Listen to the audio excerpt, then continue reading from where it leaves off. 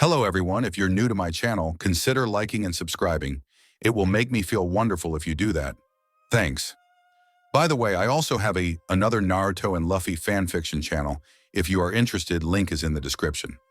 Straw Hat Luffy, The Black Fist by J.R.R. Toast. What if Luffy had never eaten the devil fruit Shanks had brought into the bar that day? What if he started sailing a little earlier than canon? How would his story be different? Would he be the same Luffy we know and love? One thing is for sure, Luffy and his friends are in for a wild adventure. Adios. Chapter 28. Maps, Posters, and Menus. Levi, look how big that bird is, Luffy exclaimed, looking up into the sky while he swam with his friend. It looked like he could ride it if he could get up there, plus, it was moving in the direction they were headed in. He looked over at the sea beast. A plan forming in his head, a crazy plan. Hey, Levi, think you can get me up there? He asked, a grin growing on his face. Luffy, don't you dare, Nami screamed over the railing of the Mary. They were close to the island, and if he got there first, all hell was sure to break loose. It would make it way harder to steal not only the map but the treasure they were sure to have too. Zoro dropped his barbell and looked up at the navigator to tell her she should save her breath, but was interrupted by the sound of his captain's laughter shooting into the air. His form heading directly for the large bird. The Verde sighed to himself and watched Luffy crash into the bird. It looked like he almost fell down to the ocean below before the creature shot off in the direction of their destination, likely in panic. Brown orbs followed the boy now riding away, and a huff came from the orange's mouth. Zoro, grab Levi's reins. We need to get there at least close to the same time he does, she ordered. The Verde certainly didn't disagree with the sentiment and therefore grabbed the rope Luffy used to pull the boat from where it sat beside the figurehead. He stepped up and tossed the makeshift reins into the water, watching them immediately be pulled under the water. All right, Levi. Get to Luffy and be quick about it, he commanded to the beast.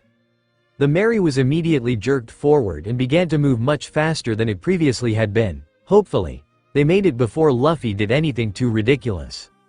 To Buggy, our incredible captain, one of the man's subordinates screamed, raising his mug of ale into the air. The rest of the men yelled their agreement to the statement, raising their glasses in reply. Speech, speech, speech, the crew of the Buggy pirates chanted. The man who stood at the request of his men closely resembled a clown, for lack of a better word.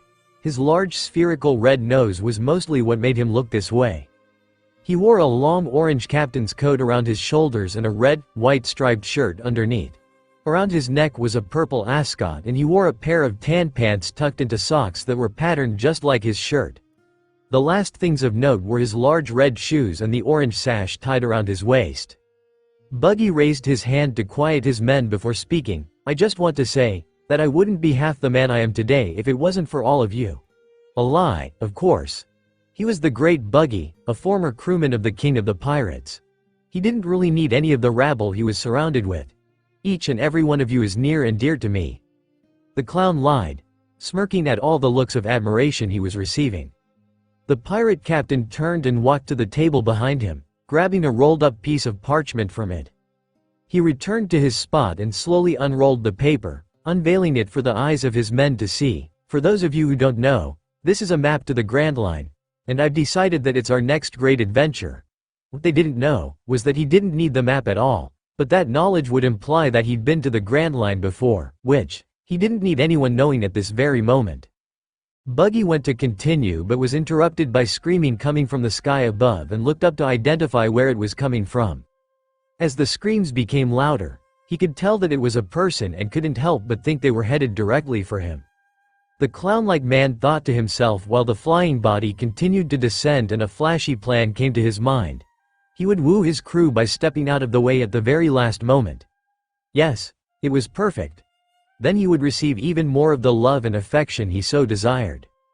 Just before the screaming boy was to hit the ground, Buggy moved his vision to his wide-eyed men with a smirk, stepping to the right and standing still as he waited for the figure to smack into the ground next to him. Luffy's frantic yelling abruptly stopped when he hit the ground, the stone lightly cracking around him and a piece of paper floating into the air. He slowly opened his eyes while the dust settled and couldn't help but think his landing had been softer than he thought it would be. "Captain!" The buggy pirates screamed at seeing the man be smashed flat into the ground by the falling figure. The dust finally cleared and the straw-hatted teen looked around curiously, his nose being hit with a wonderful smell. It smelled like a feast. He ignored the groaning coming from underneath him as he stood up and followed the heavenly scent of a wonderfully cooked meal. The gathered group of pirates couldn't do anything other than gape at the sight of the boy standing without a care in the world and beginning to eat the food they'd set out for the feast. Their wide eyes shifted back to their captain. Buggy groaned while trying to unbend his body, anger starting to build in his chest. Whoever had just landed on him made him look bad in front of his crew. He was going to kill the flashy bastard. He groaned again when he stood and angrily searched the area for his offender. The sound of munching hit the pirate captain's ear and he turned toward the table, his eyes widening incredulously. "What the hell are you doing, you flashy bastard?" he shouted, watching the kid suck down food like he was a vacuum cleaner. "Wait, that hat, it couldn't be." Luffy turned to the voice and laughed at the man who'd addressed him through bites of food. "That's a really big nose," the boy exclaimed, pointing in the funny-looking guy's direction.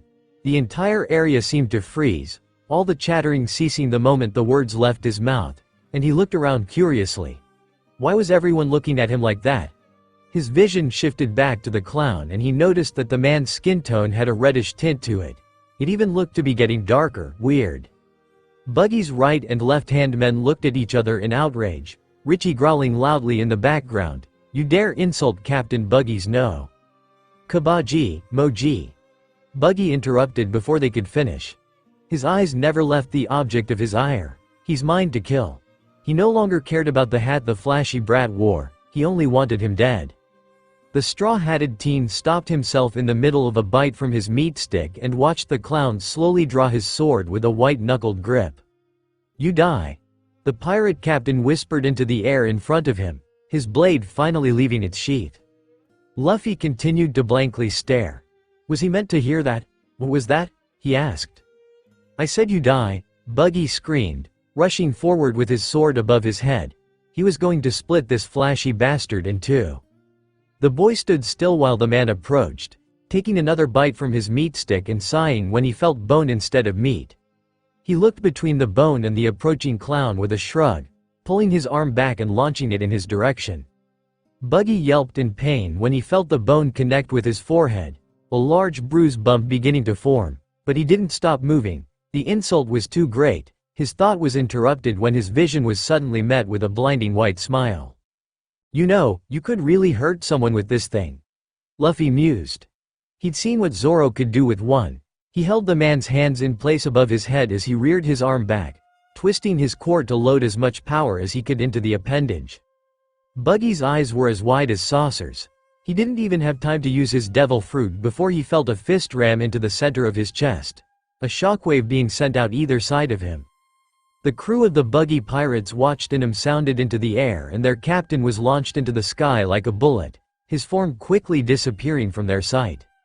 The area was dead silent for a moment, the smoke from Luffy's fist still wafting into the air, but it was eventually broken by a shaking voice. "Wait, doesn't Captain Buggy have a devil fruit?" a pirate said, the realization finally hitting him.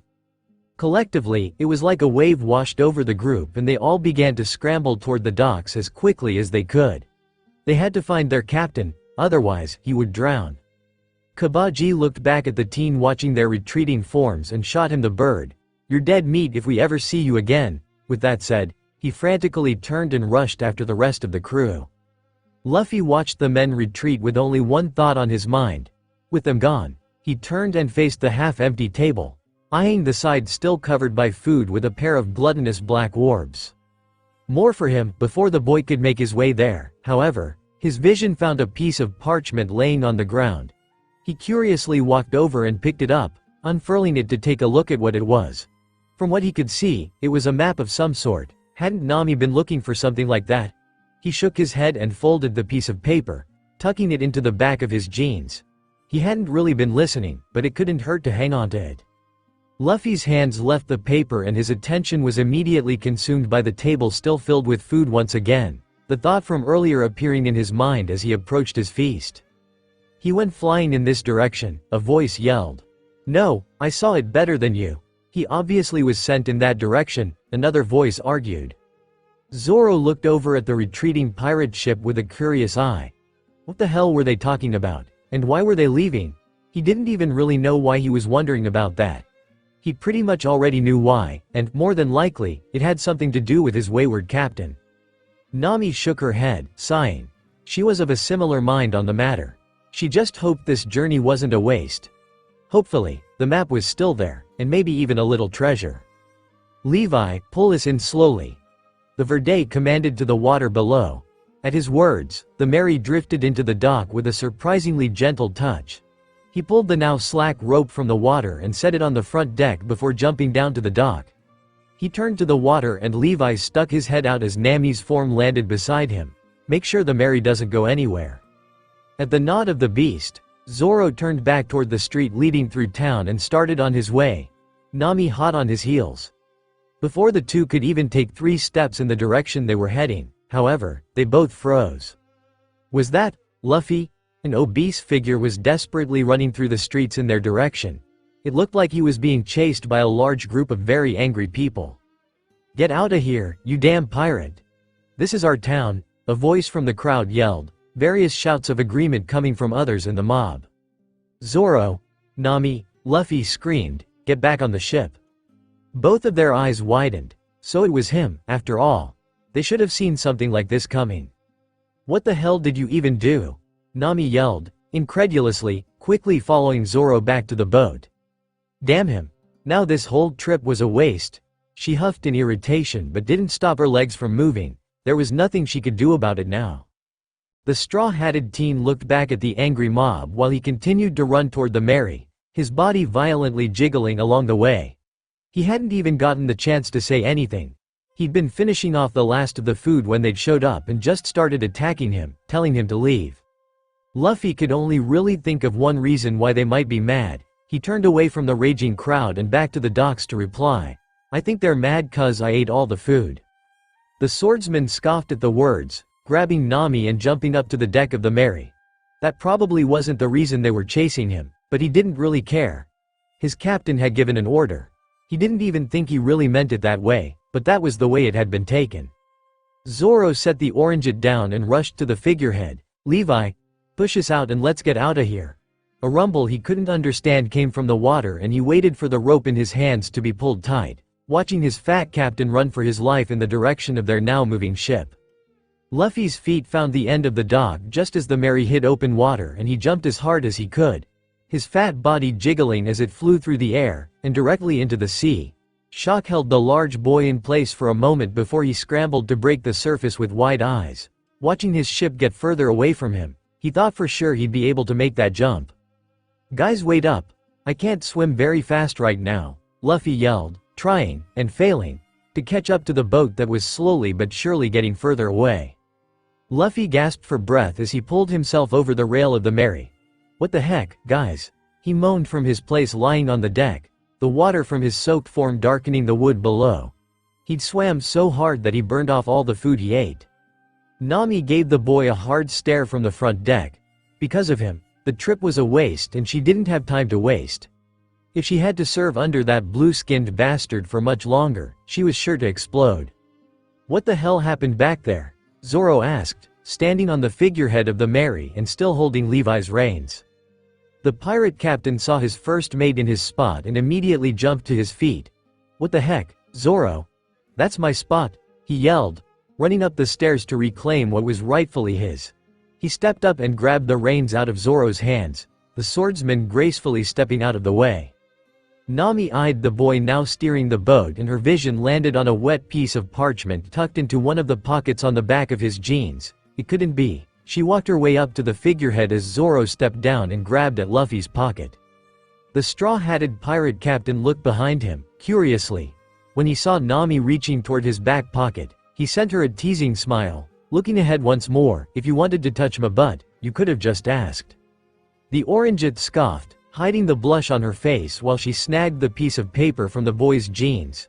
She unfolded it and couldn't help but gape at what she now knew was the map she'd been looking for. She turned and looked at Luffy incredulously. "Where the hell did you get this?" The boy turned curiously and saw Nami holding the map he'd found. "Oh, was that what she'd been looking for? Good thing he'd hung on to it. I picked it up after I punched a guy with a big nose." He laughed, thinking of the man. He'd been funny. Maybe if he ever saw him again, he'd ask him to join his crew, although, the man did appear to already have a crew of his own.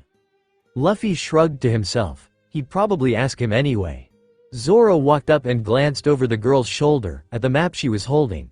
It wasn't in great shape. The ink was running and it was almost impossible for him to read. Nami took in every inch of the page as quickly as she could, shouldering past Zoro and making her way toward the storeroom. She needed to get to her desk in her room before too much of the map was lost.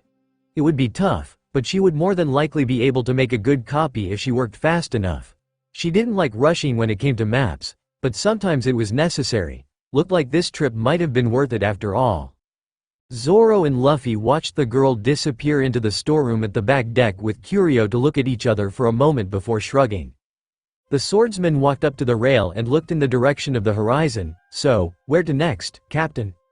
Luffy thought about the question for a moment. Nami wasn't there to give him a place to go, so he got to decide this time. He dropped Usopp back off on syrup and he definitely wanted to go get him, but eating all that food earlier was making him think of someone else. Someone he hadn't seen in far too long. He wanted to have his cooking again. Zoro looked up at his captain when he turned to face him and, for some reason, could tell his peaceful days on the Merry were numbered. He just knew they were going to get him. He groaned into the air, and hung his head in acceptance of what he already knew was coming. "Let's go get Sanji. I miss his food," Luffy exclaimed, laughing at the irritated noises his first mate was making and looking down to the water below. "Levi, take us to the Baratie." Nami finished putting the final touches on her map with a sigh, setting the pen down and leaning back in her chair. She'd been at it non-stop for a while now and she was finally done. She sat back up and gazed at her creation with a critical eye. It was perfect. It was actually probably a better map than the original, not to toot her own horn or anything. The orangeette stood from her desk and stretched out her legs, a tingling feeling being sent down to her feet. That was enough map drawing for now. She turned to the small set of stairs and made her way up them, opening the hatch leading to the storeroom before stepping out. Nami closed the small in-floor door and shut the latch behind her, approaching the door leading to the main deck. Before she could open it, however, her eyes glanced a stack of papers she'd never seen before, at least not one she'd ever noticed. The girl curiously made her way over, picking up the stack, and flipped through the pages, her eyes widening when she realized what they were. Every single one was a bounty poster and almost all of them had the red words, "Cached," stamped over the photo. Nami's eyes widened even further as she continued. Not even half of them had been covered by the news. Her hands found the last couple of pages and she noticed they were the only ones without red stamps. The orangeette carefully set the rest of the stack down and examined the bounty posters of the few men, and one woman Mary's terrible trio hadn't been able to cash the bounties on. The first showed an obese woman with long black hair as she sat on top of a group of unconscious men. "Wanted, dead or alive. Iron Mace Alvida, captain of the Alvida Pirates. 5 bots. 000. 000. She honestly wasn't sure if the men in the picture were even still alive. That was a lot of weight sitting on top of them. Nami shook her head and placed the woman's bounty at the back, revealing the next. Her eyes were met by a figure with a tanned face and shadowed eyes, a large metal tonfa resting on his shoulder. Wanted, dead or alive, man demon Jin, first mate of the Krieg pirates. 12 bots. 000. 000. The girl looked at the photo for another moment before she flipped to the next page, this one showing the picture of a man with light purple hair and long, thick, sideburns, his face mostly covered by shadow. She assumed he was the captain of the person from before because, well, it said so. Wanted, dead or alive, foul play Don Krieg, captain of the Krieg pirates. 17 bots. 000. 000. Nami moved the poster to the back and looked at the next bounty, shivering at the image. It was for a man with long greasy black hair, a sickly face, and an even sicker smile, his lips covered in dripping blood. Wanted, dead or alive. Setsuko the Vile, 14 bots. 000. 000. The Orangeite quickly put that one away with a shiver of disgust. She remembered some of the news surrounding him and it made her sick just thinking about it. She shook the thoughts away and read the next poster. The page showing a close-up of a man with a round red nose scowling at the camera. Wanted, dead or alive. Buggy the Clown, captain of the Buggy Pirates. 15 bots. 000. 000. That must have been the big-nosed guy Luffy had punched earlier. The girl lifted the page to see the last bounty poster and froze when she saw the name on it, revealing the rest very slowly. Her glaring eyes were met by the image of a blue fishman man with a long jagged nose, manically grinning at something out of frame. It was a pirate she knew all too well. Wanted, dead or alive. Sawtooth Arlong, captain of the Arlong Pirates. 20 bots. 000. 000. Nami dropped the rest of the pages on top of the stack and stared at the one in her hands as if attempting to burn a hole through it. So they knew who he was, she growled to herself, her hand coming up to grasp her shoulder. She always had it covered with waterproof makeup, but that did nothing to stop the tattoo from feeling like it was burning through her skin. It physically hurt her to have to keep it there. The Orangeite grasped the bounty poster with both of her hands and ripped it into as many little shreds as she could, growling in anger. The pieces of paper floated into the air and she huffed when there was nothing left to tear, letting her hands drop back down to her sides while she tried to center herself. She couldn't go outside all upset, it would bring too many questions. The girl breathed deeply for a moment before opening her eyes and glancing at the mess on the floor with a sigh. Not like she could just leave it there, that would bring questions too. She got to her knees to pick up the shreds of paper and noticed something peculiar in the corner of her vision, pausing to get a better look at it. Behind a stack of barrels was what looked to be the opening of a cloth sack. Nami curiously approached the barrels and grabbed the sack from its place on the floor. It was heavier than she thought it would be. As the bag moved, she could hear the clanking of metal and her heartbeat was suddenly faster than it had been a moment earlier. Was this what was left of Zoro's treasure? Once she had it sitting in the middle of the storeroom, she glanced at the door. One little peek wouldn't hurt. Before the Orangeite went to open the sack, she saw words written on the side in black and scoffed. They read, "For Grandline booze, not for meat." The girl shook her head and sent one more glance at the door. She'd have to be quick. She wrenched open the bag and her eyes were met with what was left of Zoro's treasure from all those months ago. Actually, there were a couple stacks of bills too. It must have been from their bounty hunting adventures. She shrugged and went to close the bag up before she realized something, her eyes widening. She ripped it back open and desperately looked inside, mental math being completed in her head. It was enough, combined with Luffy's treasure, it would be enough. Nami's shaking hands closed the sack up and put it back in the place she'd found it, her mind moving a mile a minute. Could she do it? Could she steal from her friends? She could just ask, but… Zoro. Nami. I see it. Levi, go faster. Luffy's voice startled the Orangeite out of her frozen state and she looked up, quickly moving toward the door. She pulled it open, stepping out into the sun, and wiped the turmoil she was feeling from her face as she walked in the direction of the front deck. Why not just ask? Her eyes glanced up and she saw the black flag flying from the top of the mast. Nami's brown orbs hardened at the sight. That was why she couldn't ask. Suddenly, it felt like her resolve was set in stone. Of course she could steal from them, they were pirates, just like him. The girl chose to ignore the twinning feeling in her heart and plastered a fake smile on her lips, stepping up to the front deck to see what Luffy was talking about. As Zoro's feet stopped beside her, the Orangeite glanced a large fish-shaped vessel quickly growing ahead. Was that the Bharati? The large fins of the vessel were down and several ships were docked around it. It made her think it was probably pretty busy. Zoro groaned at seeing the floating restaurant. Why did they have to go there first? He'd have much rather picked up Usopp before Twirly Brow, but no, Luffy wanted to eat his food, stupid cook. He turned away from the Bharati, shouldering past Nami and moving to put away his weights, as it looked like they would soon be arriving.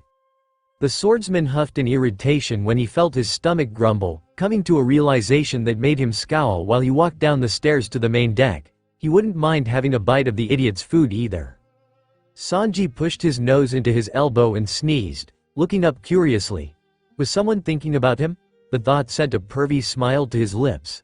He hoped it was his goddess, Nami, or even Lady Karina. The chef gently shook the thoughts away and finished putting the last touches on his dish, picking it up to carry to the serving window. He'd enjoyed being able to feed the beautiful purple-haired woman but was sad that she hadn't stayed long. "Order up!" he yelled through the window. Before he could even turn, a loud voice coming from the entrance caught his attention. "Sanji!" The voice screamed, "I'm hungry." Sanji's eyes widened. He knew that voice, so he'd come. The thought brought a smile to his lips and he turned on his heel to go hang his apron up. It was finally time to set sail. Well, maybe he'd cook one more meal. Luffy obviously wouldn't mind. "Sanji, where are you?" Luffy's voice came again. I'm coming," the chef replied, pushing his way through the kitchen door.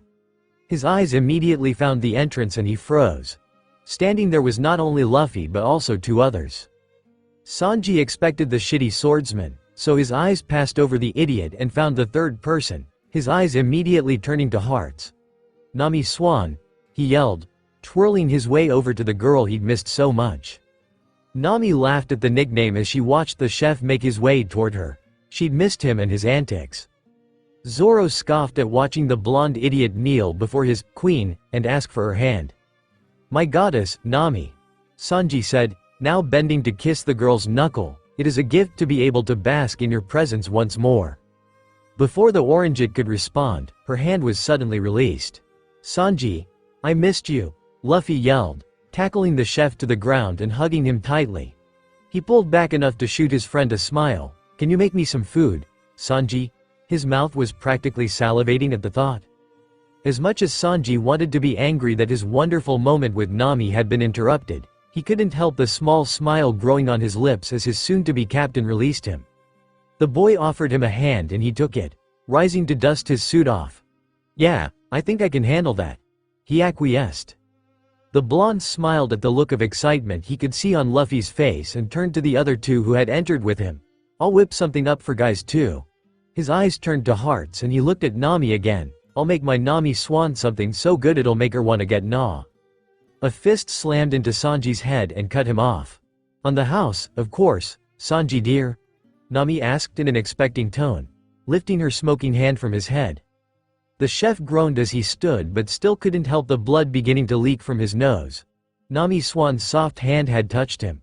He quickly recovered from his perverted thoughts and shot the girl a suave smile. The action looking ridiculous with the bruise on his head. "Of course, my Nami Swan." Zoro scowled at the words. "Gonna make me pay for it, instead?" Sanji turned away from the group and began to walk to the kitchen, seemingly ignoring the swordsman's question. "Take a seat at an open table. I'll be out in a few with some drinks." Luffy blurred to the closest unoccupied seat, immediately beginning to bang a fork and knife on the table. Seriously, where did he keep getting those? Meat, Sanji. Cook me up something with meat in it," he yelled, Zoro and Nami pulling out chairs to sit on either side of him. Yeah, Luffy. I got it," the chef replied, waving over his shoulder. "Could you bring a menu, Sanji dear?" Nami asked sweetly. The chef stopped right before walking into the kitchen and turned, hearts replacing his eyes. "You won't need one for this meal, Nami Swan. I've got it covered." The hearts dropped from his eyes when the girl nodded her understanding and he shot his soon-to-be captain a grin. "In honor of this being one of the last meals I cook as a chef of the Bharati, this one's on the house." Sanji's eyes shifted to the moss ball and his smile became a little more reluctant. "Everyone's is." Zoro watched the cook walk through the kitchen door with a shrug, turning back to Luffy and Nami. He'd take it. Before the three could even begin to converse, a loud thump at the front door sounded and it began to slowly push open, the entire dining area quieting to see what was going on. They looked on in curiosity as a hand slapped onto the floor and an emaciated man began to pull himself into the restaurant. "Food," the person groaned. "If not for me." He continued to pull himself further into the restaurant until he met the feet of two men standing over him. "Then, for my captain, please." "Welcome to the Bharati, sir," Patty said with a smile, looking down. "May I ask how you will be paying today?" The pirate looked up at the two smiling faces and scowled, sitting up to reach into the back of his pants. He pulled out the flintlock resting there and pointed it in the direction of the men. "You take lead around here?" His voice cracked with dryness and he looked so weak he might just drop dead, but he held his hand steady. Carne's smile dropped from his face and he sent a scowl in return. "Unfortunately, sir, we do not." Before a response could even be made, Paddy's foot found the underside of the man's chin and he lost the grip he had on his pistol, the weapon clattering to the floor as he crashed into the front door. "We only take money around here, you cheapskate," the muscular chef insulted, watching the man groan pathetically on the ground. "Please," the man begged, slowly picking himself back up, "I'll take anything. Even scraps." His stomach growled loudly and he stumbled, falling back to the ground. The two chefs continued to look at him in contempt. However, before they could respond, a voice came from the direction of the kitchen. "What the hell is going on here?" Sanji questioned, looking at the men as he walked to set his friends' drinks down at their table. "Wine for you, Nami Swan." He smiled, uncorking the bottle and pouring her a generous glass. He set it on the cloth, along with the bottle, and removed the sake from the tray, tossing it in Zoro's direction without a word. The chef looked at the last glass on the tray and shrugged, placing it in front of his soon-to-be captain. "Didn't really know what you liked to drink, so," he pointed at the orange liquid, "juice." Luffy looked at the drink in outrage. "Juice is for kids, Sanji. I'm not a kid," he argued, pointing in the direction of his first mate. "Give me sake, like Zoro." Sanji went to respond but paused when he saw the previously full glass of juice, completely empty. When had he glanced up, sweat dropping, and pointed at the empty cup. "Want another one?" "Yes, please," Luffy replied enthusiastically, seemingly forgetting that he'd called the drink childish only moments ago. The blonde wiped the sweat from his brow and shrugged. "I'll bring it with the food." He turned to Nami and ignored the other two at the table. "Now, if you'll excuse me, Nami Swan. I must go see what's happening at the front." Sanji turned away and walked in the direction of the entrance. Addressing the group, continued to stare angrily at each other. "I asked you all a question." The words got the group's attention and they all looked at him, stalking in their direction. The chef stepped in between his two co-workers and sent both a menacing look, his eyes glancing down. He grit his teeth when his vision was met with an obviously starving man sitting propped up against the front door. Sanji looked back at Paddy and Carne and his voice came out as more of a growl than he meant it to. "What the hell is going on here?" Chapter 29, Feeding Time. "What the hell is going on here?" Sanji asked again. Paddy and Carne began to shake slightly at the look they were receiving, but the larger of the two still managed to respond. "We don't give handouts, Sanji." The teen continued to stare at them for a moment before turning away to face the person lying on the ground. "Get back to the kitchen. I'll take care of this." He heard their voices begin to rise in protest and shot a glare over his shoulder. "I said, get back to the kitchen." The two chefs began to shake even harder. They knew what happened when they didn't listen to Sanji. The blonde smiled when he saw the two bolt toward the kitchen door, turning back to the man on the ground. He walked over and knelt next to him. "Think you can walk?" The man looked up to a pair of kind blue-gray eyes and went to respond but was stopped by a fit of coughs. They lasted for a long moment before settling down and he attempted to speak once again. "Don't," Sanji said, waving a hand in dismissal. He stood up and turned back to the table his friends were sitting at. "Hey, Luffy, Mosshead, come carry this guy to the back," he shouted before turning to address the other patrons in the restaurant. "Sorry about all that, ladies and gentlemen. Everything has been taken care of. Please go back to enjoying your meals." At his words, the chatter in the room immediately began to pick up once again, Zoro and Luffy standing up to approach the entrance. Nami remained in her seat at the table and tried to look relaxed, her mind moving at a blinding pace. She'd been so distracted by her thoughts that she hadn't even realized that she'd seen the man on the floor before, not hours earlier. All she could think about was the fact that it was time to go. However, the pit in her stomach was becoming almost unbearable. The girl grit her teeth at the boys' backs and steeled herself. She wasn't going to get a better opportunity than this. Once they were gone, she would make her move. The only thing that could really throw her plan was Levi. Hopefully, she wouldn't need to worry about it. Unless he was asked. The beast didn't usually stay very close to where they docked. The orangeette shook the thought away. She would deal with it even if he was around. Levi seemed to like her and she wasn't entirely opposed to trying to sweet-talk him into taking her home. The thought made her laugh internally as she watched the two boys make it to the front entrance, her eyes landing on the one in the straw hat. It would probably be pretty hard to separate those two. "You look terrible, guy," Luffy said, stopping to stand on one side of the person Sanji wanted them to move, Zoro finding the other. They both bent and slowly picked him up. He looked like he just might break if they weren't careful. "No, shit," the man replied in a gravelly voice, finally coming to stand with his arms hanging on the shoulders of the two who'd helped him. "Feel like shit, too," he added. Luffy smiled and turned excitedly toward the door. "Don't worry, guy. Once you taste Sanji's food you'll feel all better," he exclaimed. Maybe Sanji would make him something too. Zoro reluctantly grunted in confirmation. The man's eyes widened and he turned to look at the chef standing behind them. "But, I don't have any money." Sanji smiled at the words before breaking their eye contact and turning to walk toward the kitchen. "I won't ignore a person in need of food," he said over his shoulder, waving the three through the door. "I'll meet you out back in a little bit." "Thank you," the man cried, watching the person who was going to feed him disappear further into the restaurant. The two boys helped him cross the threshold of the building and he faced the direction they were moving in with only one thought on his mind. He hoped the room his savior had walked into was a kitchen. "All right, guy, let's get you to the back," Luffy exclaimed, nodding at Zoro to get the door. "Sanji's food is the best," he added. The swordsman grabbed the handle and began to pull it closed, grunting at the words.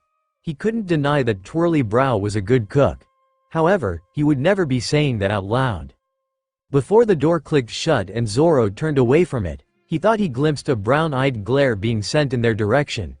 It happened so fast that he wasn't even sure he saw it. He shrugged his shoulders, shaking his head, and faced his captain, nodding to the back of the boat. "All right, Luffy. Let's get this guy to the back. He could deal with the witch later." Nami watched the front door close with an intent eye. As soon as it shut, her gaze shot across the restaurant, to the kitchen door, watching it swing behind Sanji's retreating form. The orangeette looked down at her hands before closing her eyes and taking a deep breath, beginning to wait. She needed to give the boys time to get to the back of the ship. Her heart rate was starting to pick up. Was she really going to do this? Was she actually going to steal from her friends? Was she actually going to try and take the Mary? The pit in Nami's stomach was growing larger with every passing second, but she'd already hardened her resolve. It was for Kokoyashi. It was for her people, her sister, her mother.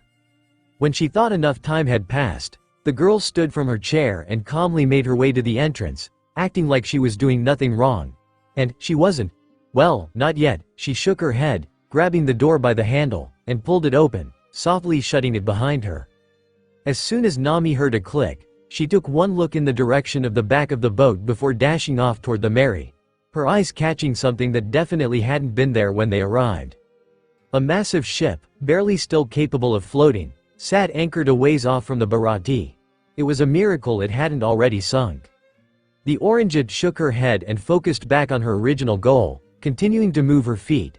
The already massive pit in her stomach continued to grow larger with every step she took and, as she gazed up at the ship she was planning to steal, it seemed to hit critical mass. Nami skid to a halt beside the Mary and stared at the vessel with wide eyes. Could she really do this? Sanji danced through the kitchen preparing his meal with a practiced hand. After all, he'd already made it for a starving man once. The chef placed the last few garnishes on his dish and picked up the finished bowl of green tea on rice, gracefully moving to the back entrance. Nearing the door, he could hear soft voices coming through the wood and pulled it open. He couldn't keep the recipient of his meal waiting. "Well, I don't care if you had 50 or 50,000 ships," Luffy shouted as Sanji stepped out of the door to the kitchen. "We're going. I have to go to the Grand Line to become the king of the pirates." "Jin, just drop it," Zoro added, waving the conversation away. "We're going." The man named Jin went to respond but was interrupted by a heavenly smell wafting by his nose, and turned just in time to watch a bowl being set down at his side. His mouth was already salivating just from looking at it. "Order up," the chef said, standing and going to lean over the rail. He listened to the man unceremoniously begin to gulp down his food with a smile. Don't eat too fast or you might choke." Jin gasped and immediately acquiesced, grabbing his chest in pain. He'd swallowed too much. He caught his breath and looked up at the person who'd fed him with gratitude. "Thank you, sir," he said, bowing his head. "This is the most delicious food I've ever tasted." Sanji turned and looked at the man bowing to him, a smile still resting on his lips. "It's Sanji. No need to call me sir." He turned back to the sea when the man nodded his head. "You better finish every bit of that. We don't waste food around here." The man bowed his head once again. "I'm Jin and I'm very glad I met you, Sanji." He glanced down at the food still, picked up his spoon, his stomach still grumbling slightly. "Trust me. I plan on eating every bite," he added, once again ferociously digging into the meal he'd been provided. "Did you bring me anything to eat, Sanji?" Luffy asked hopefully, his eyes hungrily watching Jin eat. Sanji looked over and smiled, laughing lightly. "No, but I can go make you something real quick." It gave him a chance to go check on Nami as well. The thought got him moving again and he pushed off the rail to return to the kitchen. "Sake," Zoro called before the cook could make it all the way through the door. "Whatever," Sanji replied, waving the request off as he walked back into the restaurant. The three remaining occupants of the back deck sat in silence as Jin finished his meal, his gobbling sounds ceasing when his spoon hit the bottom of the bowl. The man leaned back and belched loudly, rubbing his stomach with a satisfied smile. He already felt better than he had in what felt like years. Zoro looked down at the man as he finished and, now that he looked a little more normal, couldn't help but think he'd seen him before. He watched him slowly stand and look out to the sea, shrugging. He was a pirate, so maybe he'd seen his poster or something like that. Jin smiled at having felt some of his strength return and stood with a sigh, facing the two boys looking at him. The smile fell from his face and was replaced with a frown. They didn't know it yet, but they were dead meat. All because of some dreams, a couple of impossible dreams. The man stepped beside Zoro and leaned over the railing, looking out to sea. "I didn't mention this part because I wasn't sure you'd believe me, but," he paused, as if still trying to come to terms with what he was about to say, "it was one man. One man destroyed almost our entire crew by himself." The pirate looked over at the boys to see their reactions and was surprised to see that their expressions hadn't changed. Weren't they surprised? He shook his head and continued. He cut down multiple ships with every swing of his sword, each manned by crews of no less than 25. "He wielded a blade?" Zoro asked curiously. He'd heard the word sword and the rest of what had been said was tuned out. He was interested now. Jin gaped at the question. That was what he was most concerned with. He shook away his shock and replied, "Yes, we never even had time to retaliate." He still clearly remembered it. Watching the swordsman slice through an armada without ever leaving his boat, it was the most unbelievable thing he'd ever witnessed, and also the most horrifying. The screams of his crewmates and comrades still haunted him. We'd only just gotten through the calm belt when we ran into him. A lone swordsman standing on a boat only big enough to fit one person. The man said, looking at something beyond the horizon. He cut down more than half of our ships before a retreat could even be called. He sighed deeply, as if the weight of the memory was physical. He'd been in such a panic at the time that he'd never even gotten a good look at their attacker. He just remembered scrambling to leave and the long journey back through the calm belt, something else that gave him nightmares. The trip to the Grand Line was bad. We lost quite a few ships to Sea King attacks, but going back was worse. Jin admitted, his eyes still trained on the sea. He chased us through the calm belt, destroying ships left and right, and the whole time I thought I was gonna die. He paused, his grip on the rail tightening unconsciously. If not from him or the Sea Kings, then definitely from the starvation. Zoro looked over at his captain and tried not to laugh at his soft snores. Jin hadn't noticed and he wasn't going to bring attention to it. Honestly, the only reason he was still awake was the swordsman he'd mentioned. He wanted to know more about him. Eventually, parts of the armada started breaking off from the main group. The man said, smiling haplessly, and the swordsman chased them. It's probably why we're still alive. Even with the swordsman gone, they'd still had to deal with the Sea Kings, and that was almost worse. Every other surviving ship besides ours was destroyed by Sea Kings. He continued, still not noticing the boy sleeping through his tail. Every time one would surface and take another ship, it would make a huge splash in the water. Jin recounted, flashing back to seeing the monstrous creatures. Every time it happened, A wave would push us closer to safety. Combine that with our paddling and we somehow made it back to the East Blue. The waves had done a number on their ship, but they'd lived and that was more than he'd expected.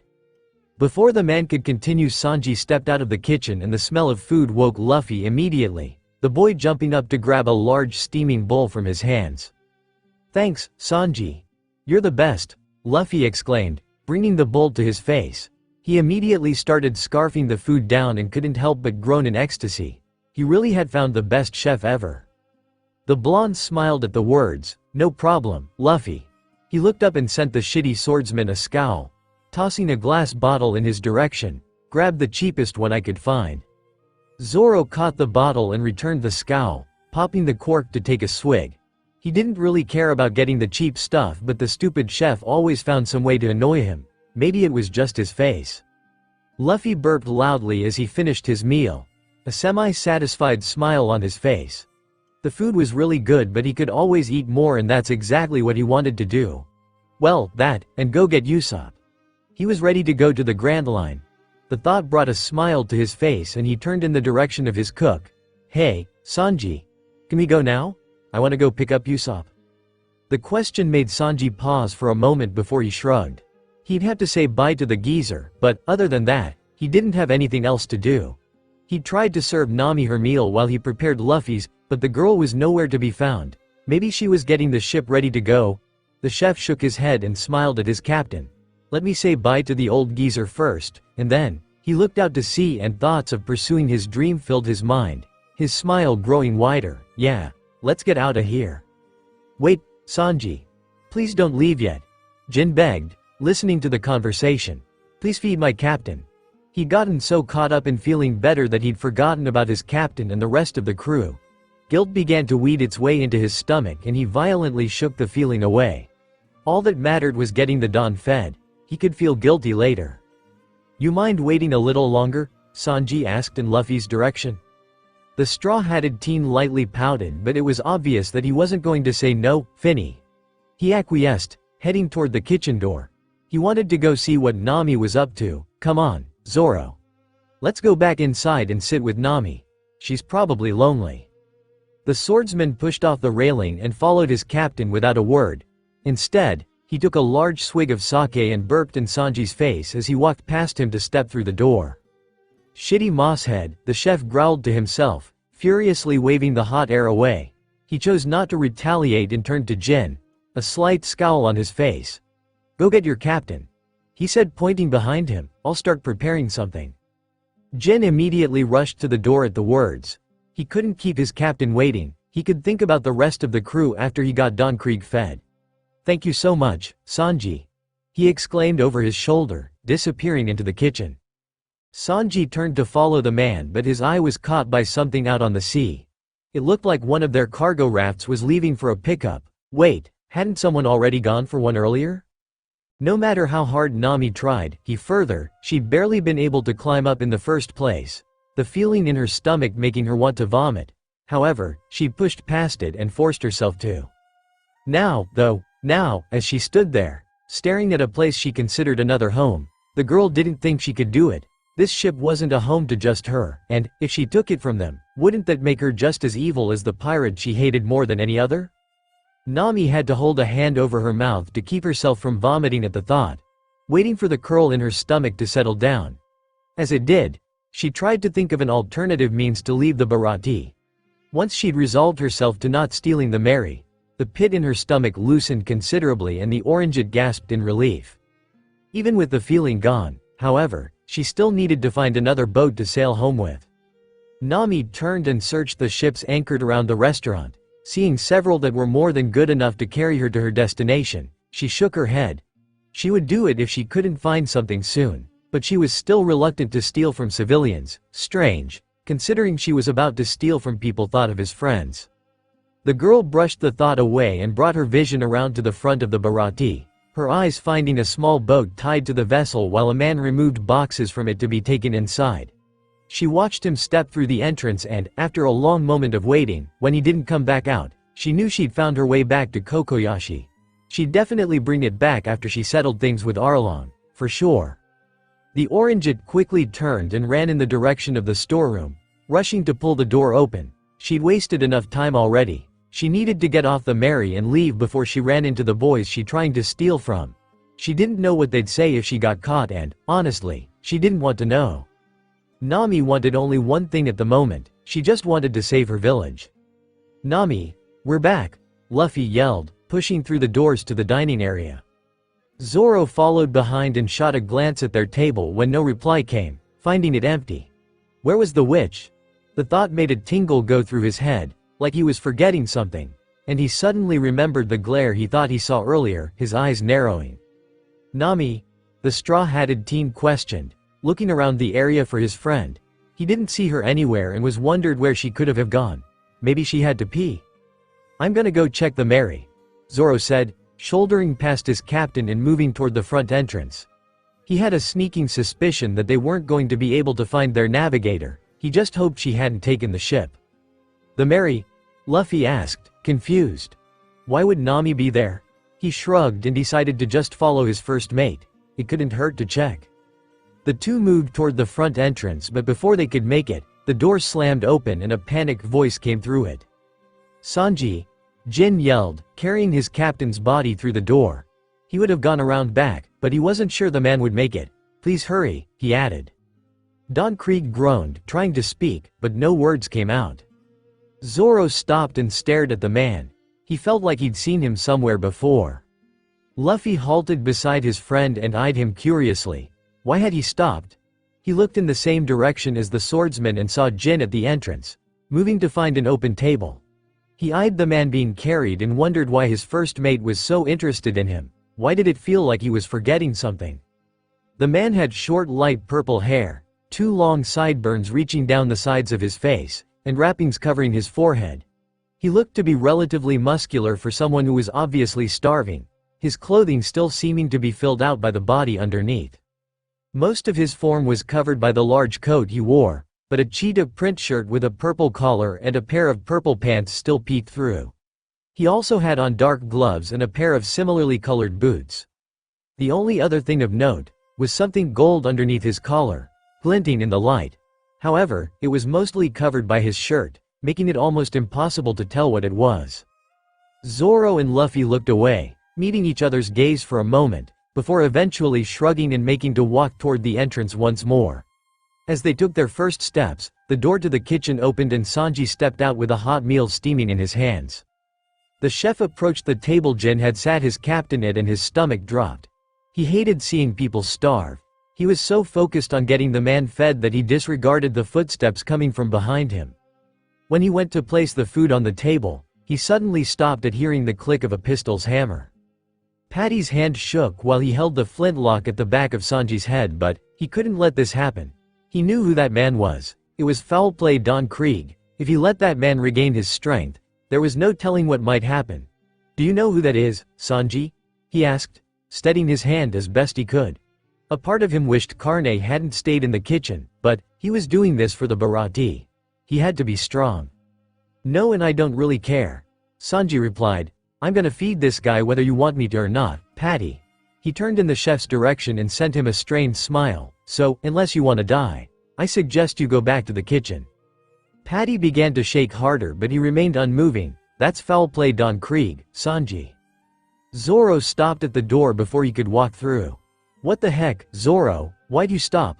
Luffy complained, running into the back of his friend.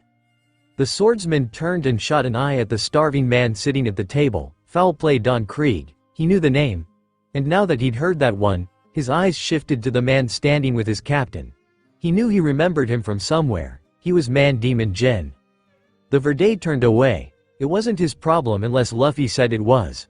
They were done with bounty hunting, so he saw no need to worry about it. "Don't worry about it," he said, continuing on his way through the door. The more pressing issue was their missing navigator. Luffy scoffed. "Then don't stop in the first place, dummy," he complained, following Zoro through the door, a part of him still wondering why Nami would be on the ship. "I said, I don't care," Sanji replied to the man pointing a gun at the back of his head. He turned, smiling maliciously as he set the steaming plate of food on the table, and looked past the barrel of the pistol, into Patty's frightened eyes. "I also said you'd die if you didn't go back to the kitchen."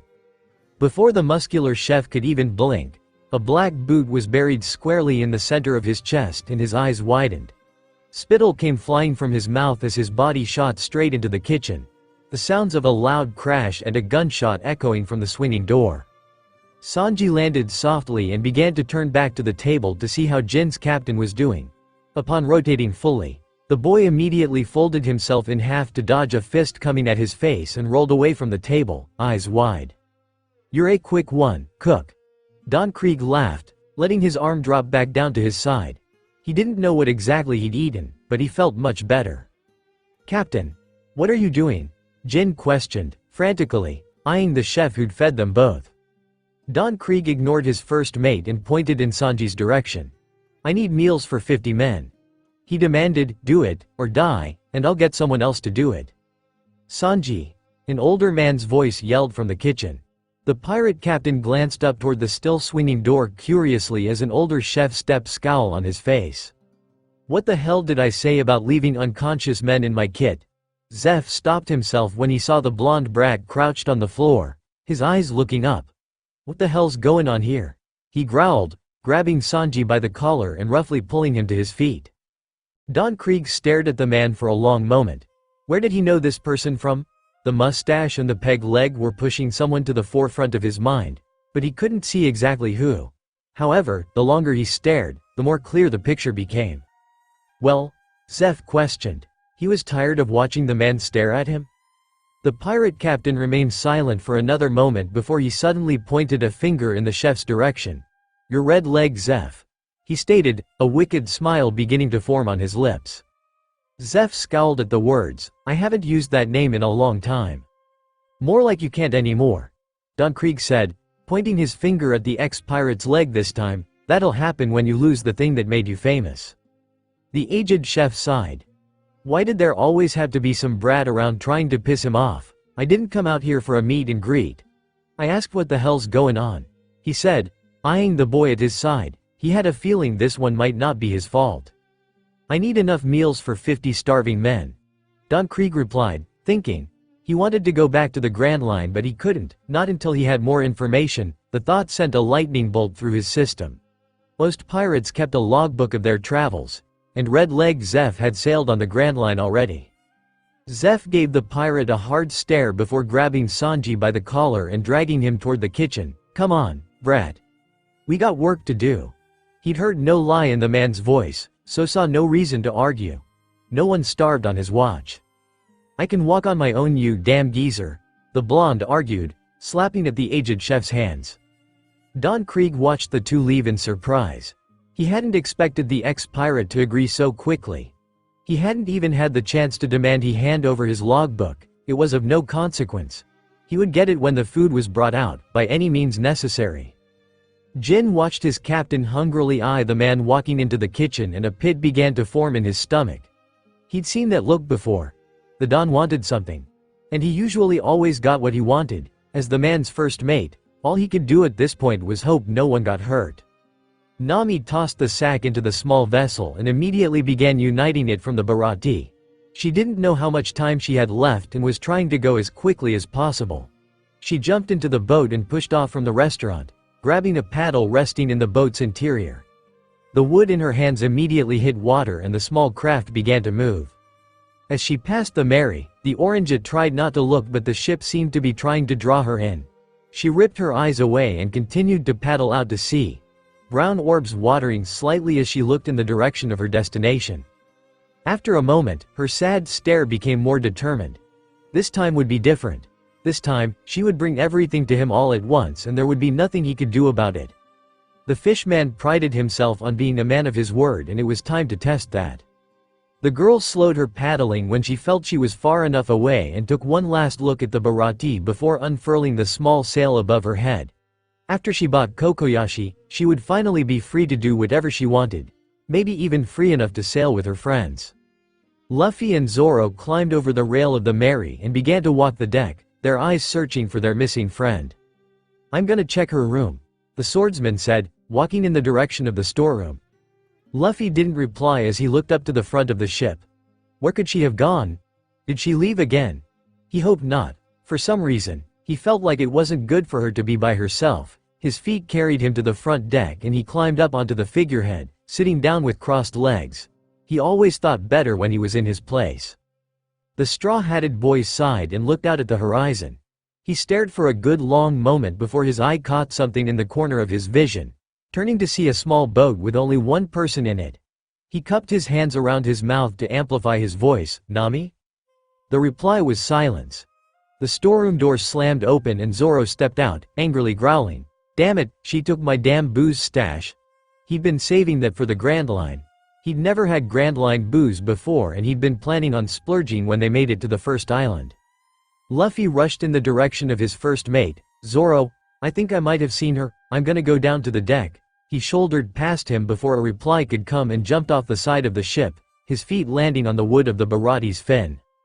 The swordsman landed behind his captain and followed in his footsteps, wondering if it was actually Nami he'd seen. He was doubtful. He was pretty sure she'd left right after she stole his stash, damn witch. "Nami!" Luffy yelled, his feet finding the edge of the large fin. He watched the boat, waiting for a reply, and realized that it was getting closer. Maybe she'd heard him and was coming back. Zoro stepped up to stand beside his captain and looked out in the same direction, his eyes immediately finding the boat sailing in their direction. The Verde's gaze narrowed when the craft had finally come close enough to clearly view. That definitely wasn't Nami.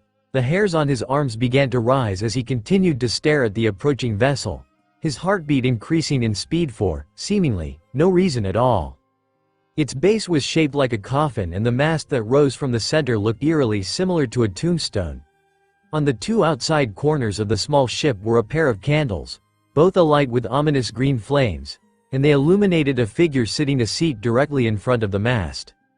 The swordsman's eyes never left the approaching figure, but his mind flashed back to earlier in the day.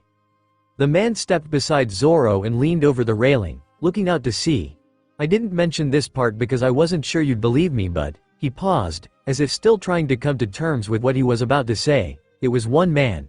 One man destroyed almost our entire crew by himself." Zoro's heart started to practically beat out of his chest while the image of the man sitting in the boat kept getting clearer. Was he about to meet the same swordsman that destroyed Jin's entire crew? A part of him knew he wasn't ready for someone like that, but the other part. "Ah, damn it. That's not Nami. That's just some guy," Luffy huffed, turning away from the sea with a pout. He didn't care about some random guy. He just wanted to know where Nami had gone. A devilish grin spread across the Verde's lips, his eyes still locked on the object of his attention, and his hand brushed over the hilts of his katanas. "Hey, Luffy," he said, finally breaking his gaze and turning to his captain. Zoro pointed toward the small ship slowly making its way closer and his grin somehow seemed to grow larger. "I wanna fight that guy." Chapter 30. Defeat. "I wanna fight that guy," Zoro said, looking at his captain while he pointed at the approaching ship. He turned back and eyed the man sitting in it. Luffy turned to the water and took another glance at the vessel. Now that it was closer, his sharp eyes allowed him to get a look at the figure sailing it and he examined the person closely, wondering why it was Zoro would want to fight him. The boy's vision was met with a man sitting in his ship's only seat with one leg crossed over the other, his hands clasped and resting on his knee. His black hair was covered by a similarly colored wide-brimmed hat that was adorned with a single fluffy white plume. Luffy's gaze shifted lower, finding a pair of piercing amber eyes that almost looked like they were staring right back at him. It made him feel a little uncomfortable and he wasn't exactly sure why. Below the man's eyes was a sharp aristocratic face with a strong jawline, both slightly covered by a styled mustache and beard. The teen went to get a closer look at what he was wearing, but his attention was caught by the massive sword leaning on the armrest of his chair. That thing was way too cool, it was huge. It surpassed the size of any normal sword and instead of the steel being silver, its surface was clad in a deep black. Its massive T-shaped crossguard was a bright gold, adorned with several jewels in various different places, and the hilt was covered in white wrappings, a large round sapphire taking the place of its pommel. "So?" Zoro asked. For some reason, the closer the boat got, the stronger the feeling running down his spine became. That blade, he'd never seen a black one before, this was him. The swordsman from Jin's story, he just knew it. And he was strong. He had Jin's words to go by, sure. But now that he was actually seeing him, he could just tell. Luffy reluctantly pulled his eyes away from the awesome sword and turned to his first mate. He went to answer, but something stopped him and he gazed back out to the approaching boat. He stared for a moment before turning back to Zoro. "You're sure?" he asked. He wasn't going to stop him, but that guy was strong. His instincts were screaming at him to not let his first mate challenge the man, but he roughly quashed them. If Zoro wanted to fight, he'd let him fight. The Verde didn't hesitate to answer, his eyes eagerly continuing to watch the boat approach. "I'm sure." The straw-hatted pirate captain sighed. He'd seen that look before and immediately knew his first mate's mind was made up. "Yeah, sure. Do what you want," he replied, turning to hop back up to the deck of the Mary. He imagined watching from there might be a little safer, but, "Zoro," he said over his shoulder. "I know." The swordsman interrupted. He turned and sent a grin in his captain's direction. "Don't worry, Captain." He faced the sea once again, his eyes meeting the amber of his soon-to-be opponents while he removed the green bandana tied on his arm. "I won't die." The words were apparently satisfactory because Luffy turned away and jumped up to the deck of the Mary, leaning over the railing to watch the coming clash. He couldn't lie, he was a little excited. He loved watching Zoro fight and it looked like he'd be going all out. He glanced back at the Barati. Hopefully, no harm came to the restaurant. Zoro kept his eyes trained on the approaching figure as he finished tying his bandana, drawing Kaguya and Kitetsu. He was going to make his intentions known. He turned and walked to the opposite side of the fin before turning back, crossing his arms in front of his body with a blade held at each side. "Nightoryu," he growled, preparing to sprint in the direction of his adversary. Before the swordsman could take his first step, amber orbs consumed his vision. He went to jump away but instead spat out blood and his wide eyes immediately looked down. Buried in the middle of his chest was a small knife, firmly gripped by the man who put it there. Zoro gasped, looking down and grabbing at the center of his chest. What the hell was that? He'd thought he just died. His eyes came up while he tried to slow his heart rate down and he realized that the person sitting in the vessel was gone. Not good. Suddenly, it seemed as if the figure reappeared out of thin air not 20 feet in front of him. "You know, it's quite impolite to attack without warning," the man chided. The massive black blade was now hanging on his back, its crossguard creating a large T behind him. The Verde kept his swords raised, a small smirk growing on his face at the words. "For some reason, I felt like you could handle it." Whatever that was earlier, one thing was for sure, he needed to be wary of his opponent, very wary.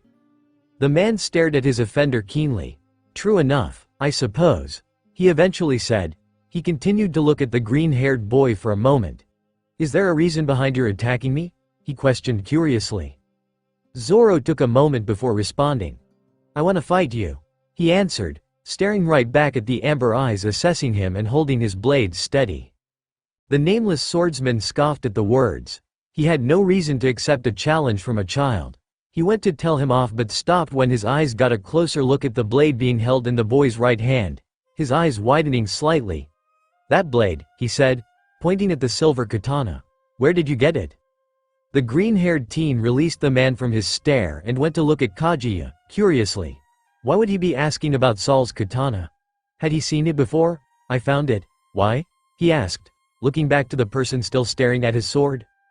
The man stayed silent for a long moment before he suddenly drew the blade he carried on his back, the black steel making a shinging sound as it came to rest at his side. His amber eyes narrowed. "What do you know of the man named Saul Brewer?" Zoro was shocked at the question. How did he know Saul? And how did he know his sword was related to him? Why was it even important if he knew him? "I know him," he replied cautiously.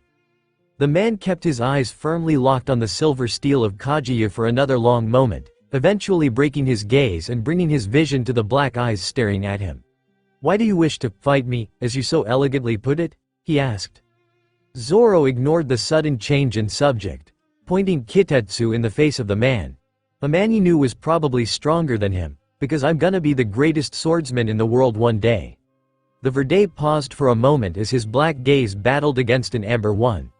And to get there, for some reason, he eventually said, "I feel like I had to beat you." "You? World's greatest swordsman?" The man scoffed. "It's the dream of someone who's never truly opened their eyes." He flipped the grip on his sword and slammed it into the wooden fin of the Bharati. You believing you could defeat me is laughable at best. He brought his hand to the cross-shaped pendant at his neck and pulled it apart, revealing it to be a small dagger. You have never left this ocean, I'm assuming? The Verde nodded at the words, his jaw clenched. Why had he drawn a dagger? Was he not going to use his real sword? The thought made him grit his teeth even harder. You, who has never left the most peaceful of blues, expect to defeat me? The man said, foolish. He pointed the tip of his knife in the direction of the boy who challenged him. I wish to know the name of the foolish child about to die by my hand. Roronoa Zoro. Zoro answered without missing a beat. Do I get to know your name, oh mighty one? He asked sarcastically. This guy was pissing him off with the dagger. He'd show him that he'd need his real blade. The man seemed to smile slightly at the question, you wish to know my name? Zoro looked at his soon-to-be opponent weirdly. Hadn't that been what he just asked? The nameless swordsman turned away from the familiar ship anchored a ways off from where he was standing. He raised his hand above his head. My name is Dracul Mahawk. His dagger blurred through the air as he brought it downward, a massive green slash being released from the steel. The verdant light parted the sea and connected with the center of the large ship, meeting almost no resistance as it sheared straight through its wood. The two halves of the vessel immediately fell apart, disappearing into the deep watery rift left behind by the green blade before the ocean crashed back against itself with a large boom, waves violently rocking all the boats in the surrounding area. Luffy held onto the rail of the Mary tightly while he watched the ship sink with wide eyes, eventually bringing them to the figure his first mate would soon be fighting. He looked intently at the dagger tightly gripped in the man's hand. He'd just sunk a ship with that. Just who the hell was this Mahawk guy? Dracul Mahawk turned to the boy now gaping and trying to keep his balance on the wildly rocking fin of the Bharati. He ignored the groans of drowning men and the bodies floating to the surface of the water. I'm the man who currently bears the title of world's greatest swordsman. He grinned at the wide eyes of his opponent. Do you still wish to challenge me? Zoro couldn't move. He couldn't answer. This was it. His goal was right in front of him. This was the man he needed to overcome to achieve his dream. Was he truly ready for this? No answer, Mahawk asked. When he again received no reply, he turned away from the boy, toward the water. I see you've come to your senses, he said over his shoulder. He went to jump back to his ship, having finished what he'd come there for, but stopped when he heard words coming from behind him. One life holds 36 worldly desires, Zoro said, placing Wado in his mouth. 2 lives hold 72. He twisted his body slightly to the right and held Kaguya and Kitetsu above his head, both pointing in the opposite direction of the blade in his mouth. 3 lives hold 108. The swordsman growled. What's this? Mahawk scoffed, looking intently at the boy obviously preparing to attack. So you've chosen to die.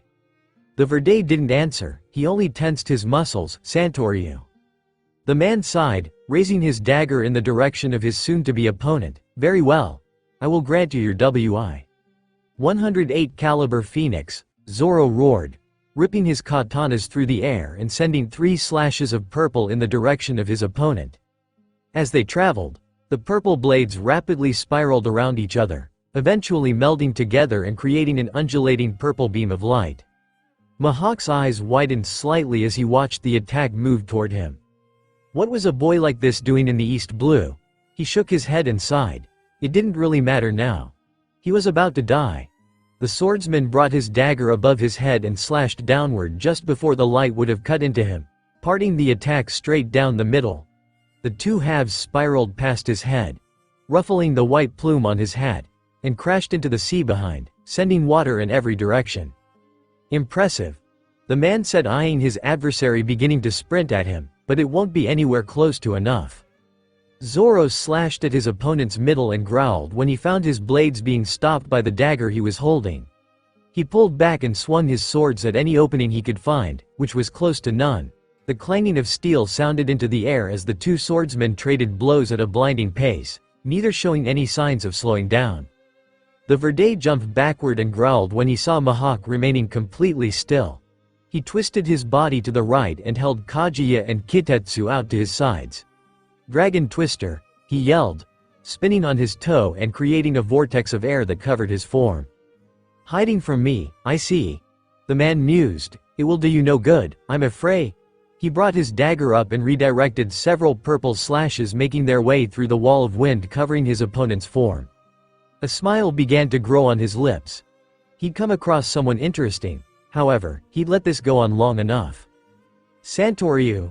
Zoro yelled, bursting through the wind surrounding him just as it began to die down. Tiger hunt. Before he even had the chance to bring his katanas down to cut his enemy, amber filled his vision. Your efforts are trivial, Mihawk said, stepping into the Verde's guard and sending his dagger toward the boy's heart. Not for the first time, the man's eyes widened when he felt resistance against the tip of his blade. Was this boy using haky? Zoro's breath left him when he felt his opponent's dagger split his enhancement like butter, and he jumped away as quickly as he could, rubbing the center of his chest. He skidded to a halt, looking at the back of his hand, and found blood. It had been like his enhancement wasn't even there. He looked up wide-eyed at the man staring at him. Could he really beat him? The boy shook his head and readied his katanas, a grin coming to his face. He'd do it. He'd beat him and achieve his dream right there and then. Who taught you how to do that? Mihawk asked through narrowed eyes, pointing his dagger at Zoro's chest. Was it, perhaps, Saul Brewer? The green-haired teen didn't have to guess at what he was talking about. He was obviously asking who'd taught him how to use haky. How the man could tell he was using it, he didn't have a clue. He'd also mentioned Saul again. Just how exactly did those two know each other? Boo! Less talking, more fighting, Luffy yelled through his cupped hands. Mihawk turned in the direction of the voice, and his eyes scanned the figure who'd spoken. Finding the hat on top of his head, it couldn't be. The odds were too slim. That hat. Where did you get it? He asked, momentarily ignoring his opponent in favor of talking to the straw-hatted boy. Luffy smiled at the question, forgetting about the fight in his reminiscing. A really cool pirate gave it to me, he exclaimed. Does this pirate have a name? The man questioned. He had a sneaking suspicion that it would be one he was familiar with, very familiar. Zoro removed Watto from his mouth and watched the two converse with a scowl. This was supposed to be a fight, not a conversation. Shanks, the straw-hatted teen replied enthusiastically. Mihawk stared at the boy for a moment. So, this was him.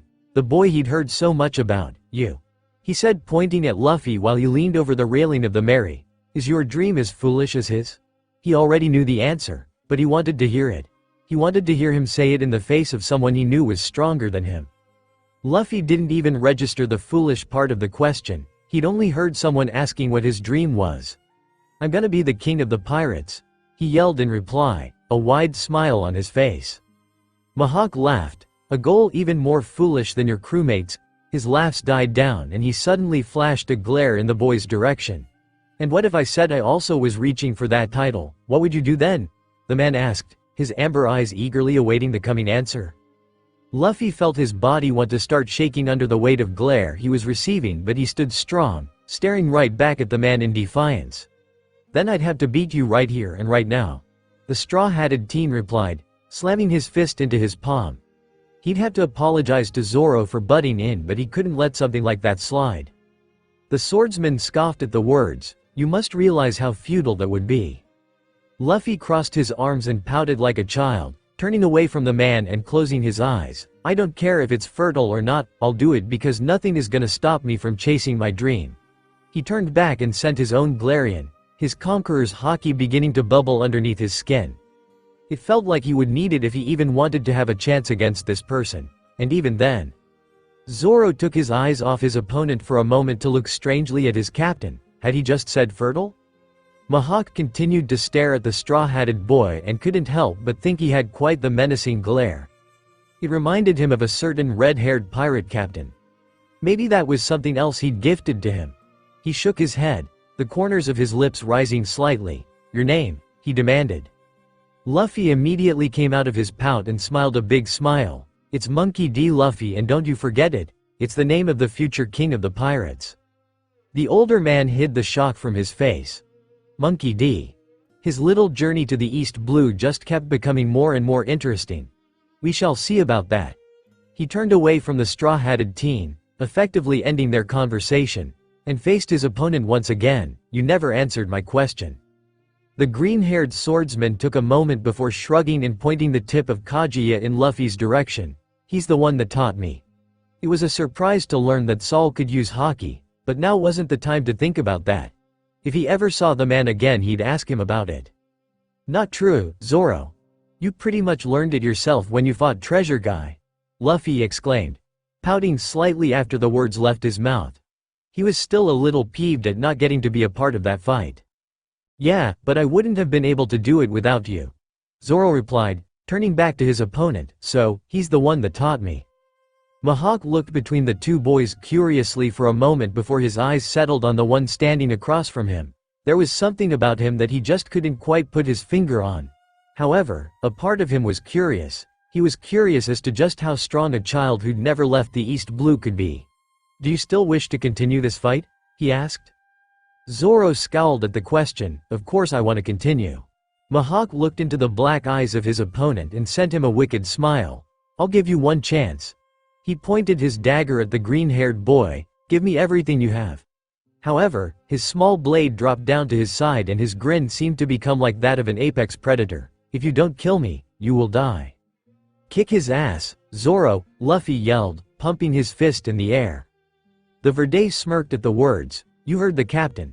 Looks like I don't have a choice. Very well, come at me with all your strength. Mihawk replied, readying his stance to receive his opponent's attack. Zoro stared at the man holding the dagger in his direction. Still not gonna use your sword? Mihawk said nothing, only continuing to grip his small blade with a steady hand. The green-haired teen growled, placing the hilt of his sword back in his mouth. Your funeral.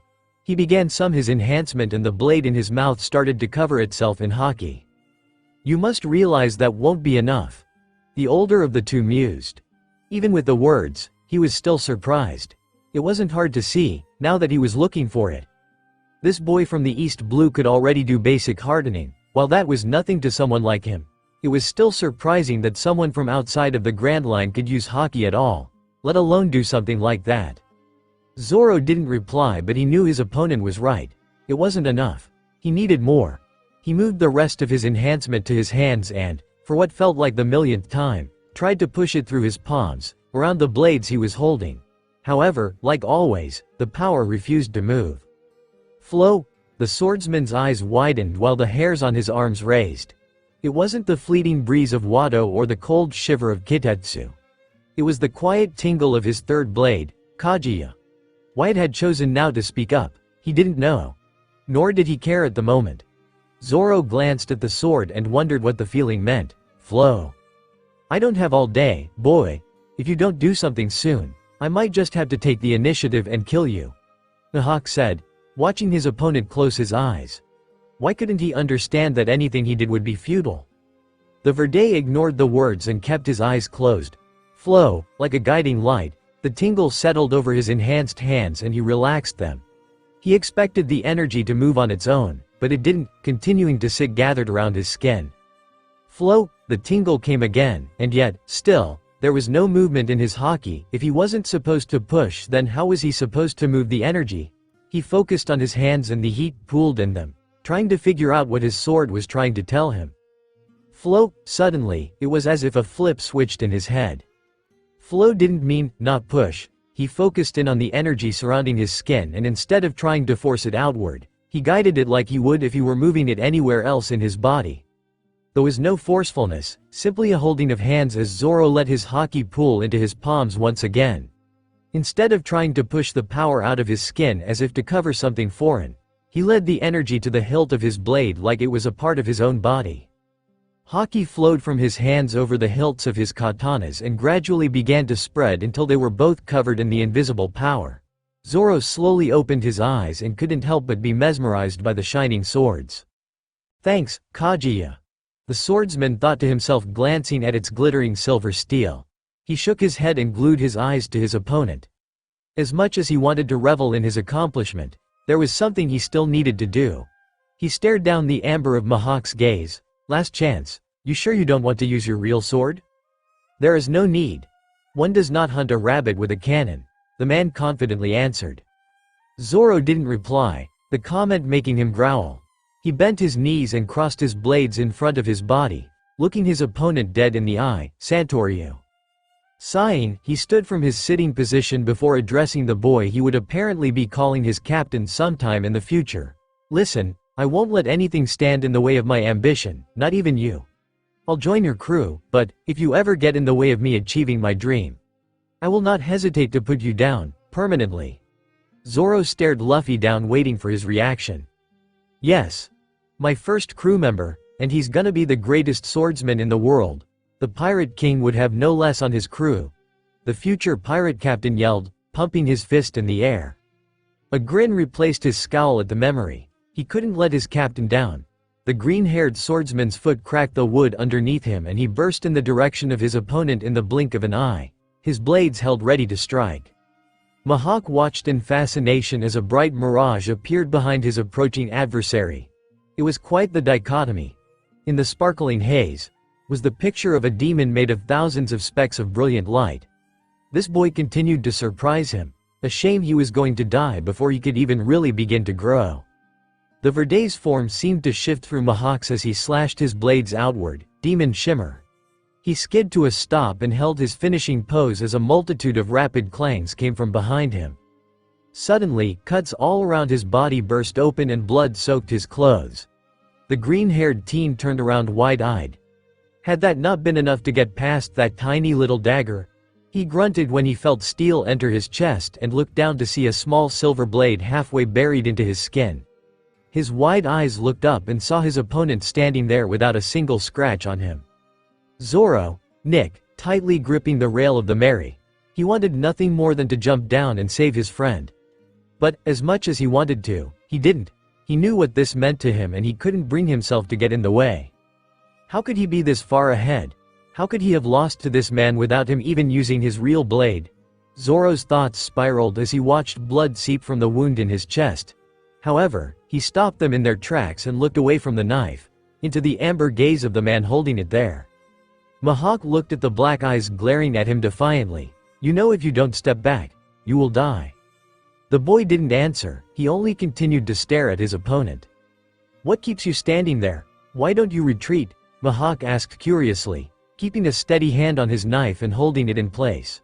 Surely the boy was afraid to die. Zoro coughed and spat out blood, the thick liquid staining the front of his shirt. I can't. The man scoffed at the words, and why is that? The green-haired swordsman coughed again, more blood coating his chin and dripping to the wooden deck below.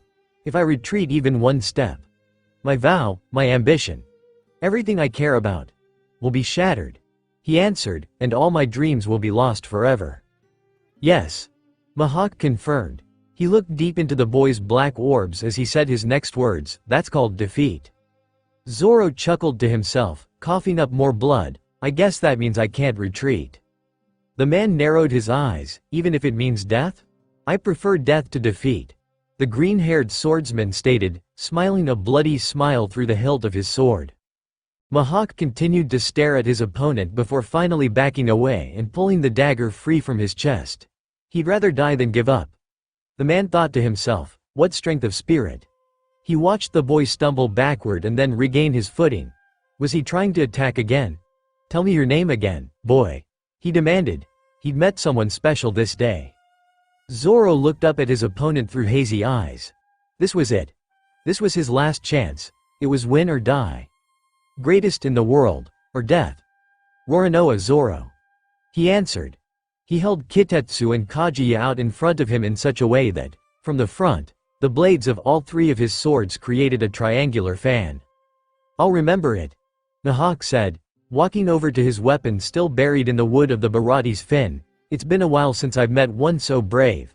He grasped the large hilt of his sword and pulled it free, its black steel glinting in the sunlight. Because of that, he pointed the tip of his massive blade in Zoro's direction. I will honor the swordsman's code and send you to your grave with this black blade. The finest blade in the world. Luffy looked at his bleeding friend and gripped the rail so hard he could hear it beginning to creak. He wouldn't interfere, no matter what. This was Zoro's fight and it wouldn't be right if he stepped in. He didn't even really know if he'd even be able to do anything if he did. This guy was strong. One blade creates 1,000 shimmers. Zoro whispered into the air. beginning to rotate his katanas clockwise. Each shimmer represents one world. The air around the swordsman was beginning to swirl and the water underneath the deck began to rock. 3 blades are equivalent to 3,000 worlds. He let his haky flow into Wado and the 2 blades in his hands. The wind around him seeming to start swirling even faster. Santoryu Ogi. Mihawk's eyes widened slightly at the amount the wood underneath his feet was moving. He looked past the rotating swords, into his opponent's eyes, and the beginnings of a smile rose to his lips. He really had found someone special. Zoro began moving in the direction of his adversary and the wind from his blades seemed to increase his speed and acceleration drastically. Within a moment, he was using every muscle in his body to slash his blades outward and into the man who stood in the way of his dream, 3,000 shimmering worlds. The loud sheen of metal exploded into the air as the area around the fighters lit up with thousands of tiny specks of light, each making their own sheening sounds and echoing the original. Splinters of wood burst into the air and were then shredded even further by the bright floating specks, the sheening sound never stopping in its continuous ringing. Eventually, the area quieted, debris lightly clattering onto the ground while the aftershocks of the attack still violently rocked the wooden fin the fighters stood on. Zoro stood still with his head down, one arm pointed behind him and the other in front. Suddenly, the skin on his wrists burst open. Like a set of dominoes, a multitude of other cuts began to burst open on top of the ones already there. He lost the feeling in his hands and dropped both of his blades, the wood he was standing on still wildly rocking in the water. The Verde slowly lifted his head and turned to face the man who'd beaten him, letting Wado fall from his mouth while crimson dripped from his lips. The katana rattled against the wood of the deck as he stuck his arms out to his sides in a T pose. Mihawk's eyes widened. "What are you doing? Wounds on the back are a swordsman's shame." Zoro interrupted, sending the man a bloody smile. The older swordsman's lips spread into a full-blown grin at the words of his opponent. Magnificent. Without a shred of hesitation, he brought his black blade down and let its steel bite into the boy's skin, copious amounts of blood splattering into the air from the wound now taking up most of his chest. "Don't be in a hurry to die, young man," he whispered to himself as he finished his cut, Zoro's body crashing into the deck. "Zoro!" Luffy screamed. He launched himself off the railing in the direction of the man who'd struck down his first mate with a snarl on his lips. His form blurred through the air and he cocked his fist back in the blink of an eye. Mihawk brought his sword up just in time to catch the fist thrown at him, a boom sounding into the air and causing the wood underneath their feet to rock even more. The young swordsman's captain. "Monkey D. Luffy," the man said, holding his blade steadily in place. "You did well to let him fight his own battle to the end." Luffy growled, struggling to push against the massive black sword, but could find no purchase and was eventually shoved away. He stumbled back and steeled himself. It looked like his earlier intuition had been correct. He'd need Conqueror's Haki. Just before he went to release the power bubbling underneath his skin, a cough stopped him, his feet skidding to a stop. His wide eyes watched his first mate spit up blood and he immediately rushed to his side. "Zoro." Mihawk stepped aside as the child scrambled past him and returned his blade to his back. "As you can see, he's not dead." He went to say more, but his eyes found something on the wooden deck and they widened. "Zoro!" Luffy exclaimed again. "Just hold on, I'm gonna get you inside the Baratie." He picked up his friend's bloody body and turned to rush to the entrance of the restaurant. However, before he could take his first step, he was stopped by Mihawk's voice. "It's too soon for you to die, Roronoa Zoro," the man said, bending down to pick something up before he turned away and walked in the direction of his small boat. "Discover yourself. See the world." His footsteps stopped and he bent his knees, taking one last glance over his shoulder before he jumped to his vessel. "Grow strong, young man. However long it may take.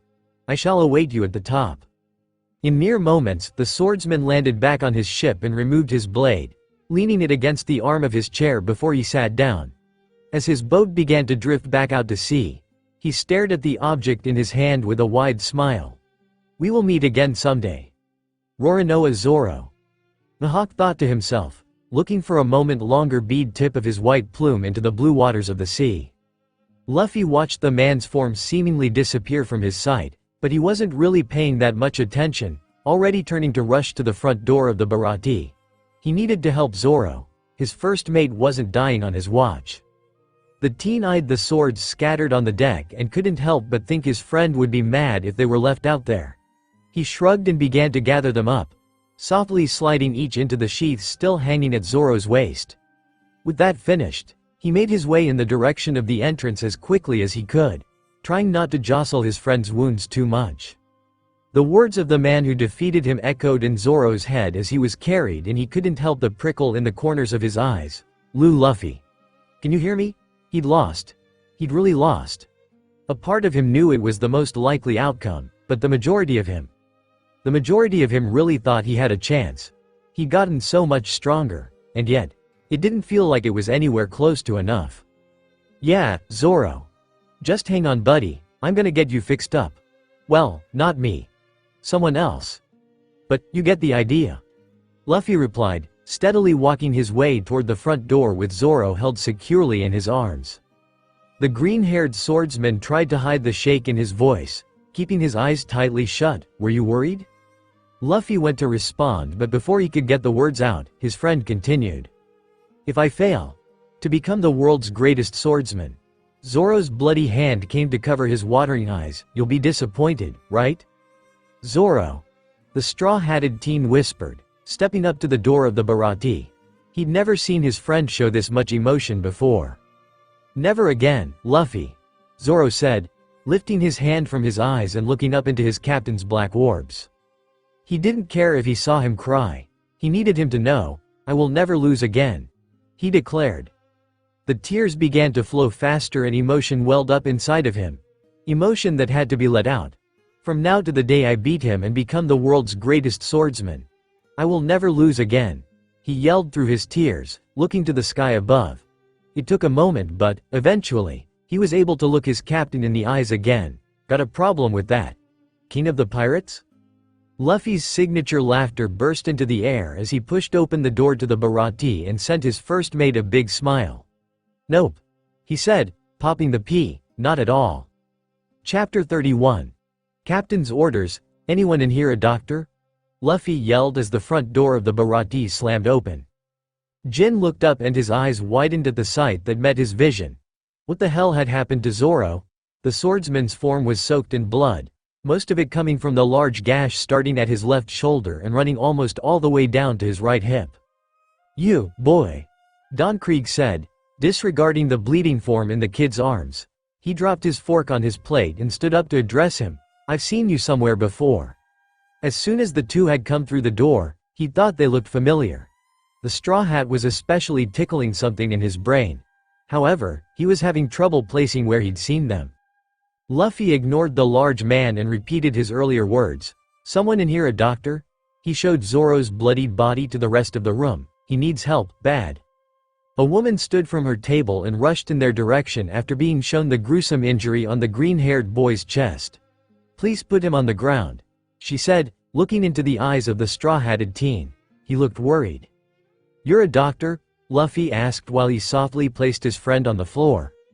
10 years today, actually, the woman replied. This was the last thing she expected to be doing on her day off. I need gauze, a needle, something to sew this up with, and the strongest alcohol you can find, she ordered, pressing a cloth napkin against the bleeding wound in the boy's chest. It was one of the most gruesome injuries she'd ever seen. She wasn't even really sure how he was still alive. Thanks, Doc, I really need that drink, Zoro hissed as the cloth pressed against his split skin. The doctor gaped at the green-haired swordsman. That's not what the alcohol is for. I'm talking to you, boy, Don Krieg said, interrupting the woman before she could finish. The displeasure at being ignored could very obviously be heard in his voice. Sanji, I need you, Luffy screamed in the direction of the kitchen, ignoring the man once again. Sanji probably had a better idea of where that stuff would be. He just hoped he responded quickly. He didn't know how much more blood Zoro could afford to lose. Is he gonna be alright? The teen asked softly. The woman kept the cloth firmly pressed against the large wound. Somehow, if I'm being honest, crimson spurted onto the front of her green dress, but she held her hands steady. It wasn't her first time seeing blood. This much? Maybe, as long as I get the things I need, he'll be alright, she replied. Don Krieg went to approach the group, but a glare was shot in his direction and he halted in place. He stood still for a moment, trying to continue forward, when he realized he was shaking. Those eyes. When they were shadowed by the straw hat like that. Just who the hell was this kid to have that kind of presence? He unconsciously took a step back, immediately turning on his heel to sit back down and finish his meal. "Sir?" Jin asked, eyeing his captain's twitching hand. He'd never seen someone make him react like that. Well, besides the man that had destroyed their crew. "Shut your damn mouth, Jin."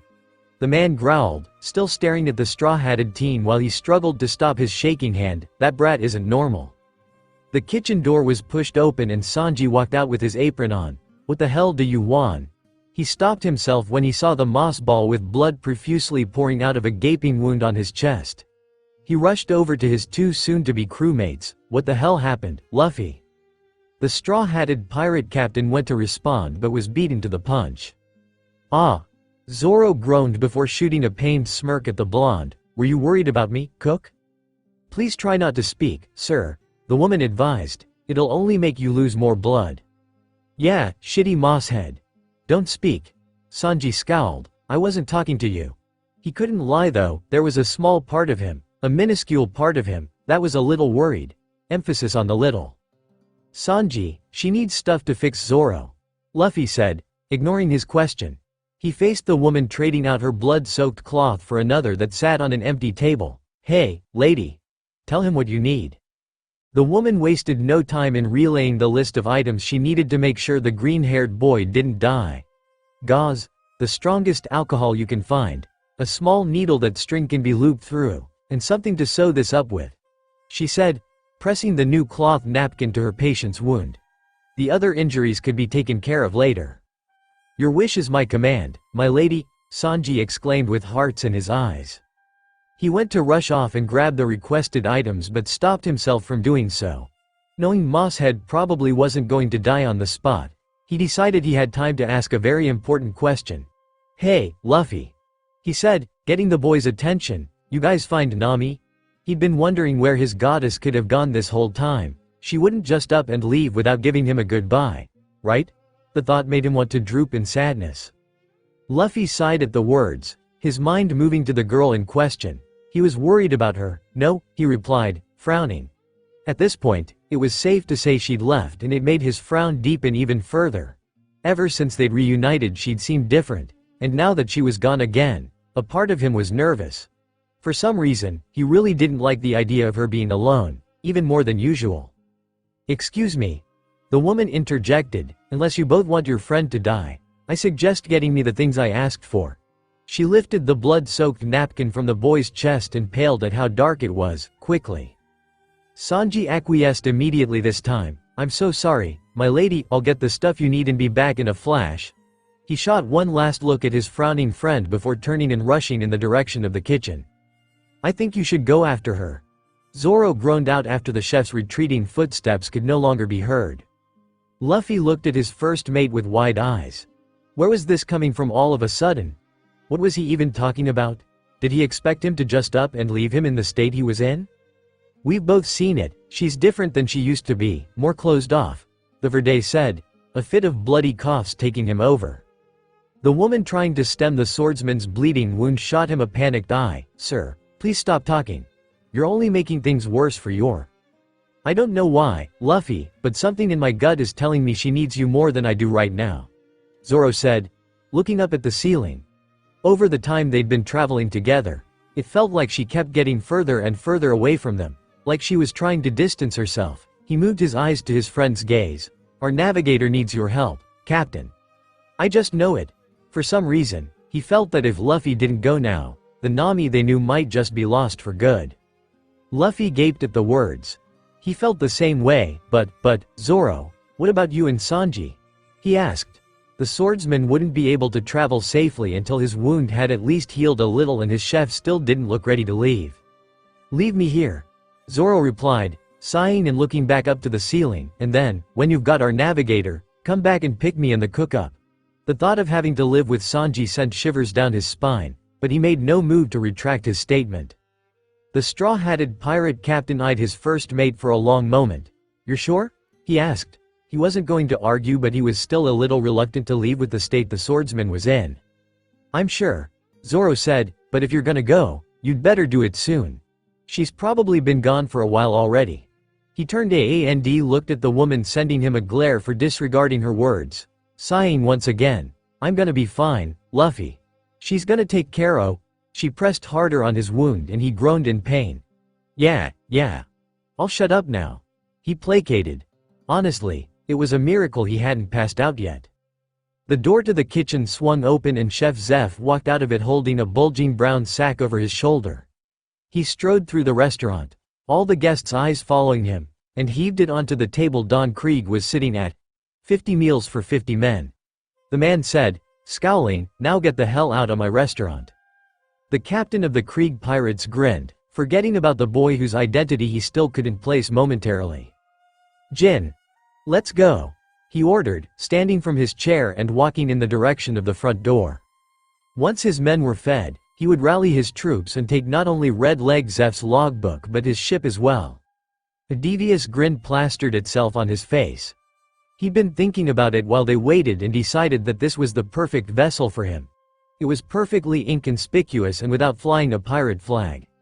His smile widened even further at all the possibilities the vessel would bring. Jin immediately acquiesced and picked up the large sack of food, lugging it over his shoulder. His captain's grin was back. A pit settled in his stomach as he followed the man. He really hoped things didn't go the way he thought they would. Zeph stood still while he watched the men exit through the door, his eyes peeled. Why did he feel like that wouldn't be the last he saw of them? He shook his head and his vision was caught by a bloody body, 2 people on either side of it. It was the green-haired brat and the kid in the straw hat. The 2 idiots his sous chef would soon be sailing with. What the hell happened to him? He asked, approaching the group. Luffy lifted his head, coming out of his thoughts, before looking back to his bleeding friend. "He got hurt," the boy replied, softly. "No shit," Zeph said sarcastically. The green-haired kid was ruining his floors with all the blood. Before the man could question any further, the front door slammed back open and all eyes were met with a furious-looking Don Krieg. "Who the hell killed my men?" he raged. The ship was nowhere to be found when they walked out the door. The only thing they saw were some splinters of wood and the bodies of his remaining crew members floating in the water. "Who the hell was it?" Krieg questioned once more, his glaring eyes roaming the people in the restaurant. Suddenly, his vision was caught by the straw-hatted boy and his bleeding friend. Was it them? "Go, Luffy," Zoro whispered out, trying to keep himself conscious. "You don't have time to get caught up in this." He meant the words. Nami was getting further and further away with every moment he stood there. If he ended up staying any longer, they just might lose her. "Sir," the woman growled. Was this idiot trying to die? Zeph frowned to himself as he eyed the 2 at the door. Who the hell was supposed to eat all the food he'd made? Now, speaking of, where the hell even was it? Don Krieg eyed the boys whispering to each other and his scowl deepened. It had to have been them.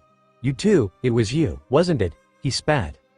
"All right," Luffy replied to his first mate, ignoring the words coming from the pirate captain and standing from his place kneeled at Zoro's side. There was no use in thinking about it. If Zoro wanted him to go, he'd go. He looked the Verde in the eyes and a determined smirk plastered itself on his face.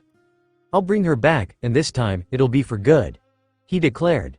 His smirk turned more teasing as he stepped around the wounded boy and in the direction of the entrance. "Don't have too much fun while I'm gone." "Answer me, boy," Krieg shouted in anger, lunging in the straw-hatted teen's direction.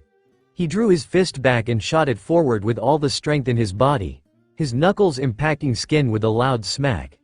It took a moment, but he eventually realized that all his momentum had halted and his eyes widened when he looked up into the glaring orbs of the kid stopping his hand. Luffy held the man's fist in his palm and gripped it tightly, the bones caught in his grasp beginning to creak. "I don't have time for you. My friend needs me," he said in a low voice. In the blink of an eye, he ripped his hand up and brought it back down, slamming the man into the ground before anyone could even blink. The air left the pirate captain's lungs when he felt his back crack into the wooden floor below, a pained yell leaving his lips. Luckily, he had his armor on, otherwise, it probably would have hurt a lot more. What the hell was this kid? "Captain!" Jin screamed, scrambling to the man's side. His wide eyes looked up from his captain groaning on the ground to watch Luffy's retreating form. Just who was that kid? He'd lifted a man with solid gold armor underneath his clothes like he was weightless. How could he be that strong? Sure, he was built, but he made it look like the Don weighed nothing. Luffy paid no mind to the person rolling on the floor and trying to regain his breath, simply walking past him to the entrance of the restaurant. Zoro was right. He didn't have time to get caught up there. However, he glanced over his shoulder at the man on the ground. He wasn't too keen on leaving Zoro alone with him either. The boy smirked to himself at the thought, once again turning to the door. He'd almost forgotten that he had more than one crew member there. Where the hell you goin'?" Krieg asked through clenched teeth, trying to sit up while his breath slowly came back to him. This brat, no one made a fool out of him. He was the one that fooled others, not the other way around. "Sanji!" Luffy yelled, ignoring the man once again. He made to grasp the handle of the entrance and his mind moved to the orange-haired girl he was trying to find. Hopefully, Levi would be able to follow her trail. The beast actually had a really good nose for someone who spent most of their time underwater. Don Krieg growled at being ignored once again, finishing sitting up while his glaring eyes watched the straw-hatted teen stop at the entrance. "What?" the blonde chef asked, exiting the kitchen with the items he'd been asked to get. He made his way in the direction of the entrance and saw Luffy at the door. Was he leaving? "This is my first order as your captain," the boy said, smirking over his shoulder. "Take care of Zoro." He didn't wait to hear the confused protests that came at his words and stepped through the door, quickly closing it behind him. Hopefully those two didn't kill each other before he got back. Luffy turned away from the door and almost tripped over a hulking sack on the ground, looking at it curiously before the scent hit his nose. It was food, and a lot of it. His stomach grumbled and he shrugged to himself, bending over to pick up the large bag of goodies. If it was gonna just sit there, he might as well take it. The pirate captain threw the bag over his shoulder and stuck his fingers in his mouth as he began to approach the Mary, whistling out to sea. "Levi," he yelled through his one-cupped hand, "I need you to help me find Nami." His feet carried him to the edge of the Barate's fin, and while he waited for his friend, he brought his free hand into his vision, thinking about his exit from the restaurant. He felt strong. Ever since he lost his ability to use haky, he'd felt his body getting stronger. Sure, he worked out with Zoro every once in a while, but this was different. He knew it had to do with haky exhaustion, but he never realized how much strength he'd gain while waiting for it to end. Just how far had he pushed himself when he fought in the forest that night? Water splashing at Luffy's feet brought him out of his thoughts, and he looked up to see Levi looking at him curiously. He shook his hand back down to his side.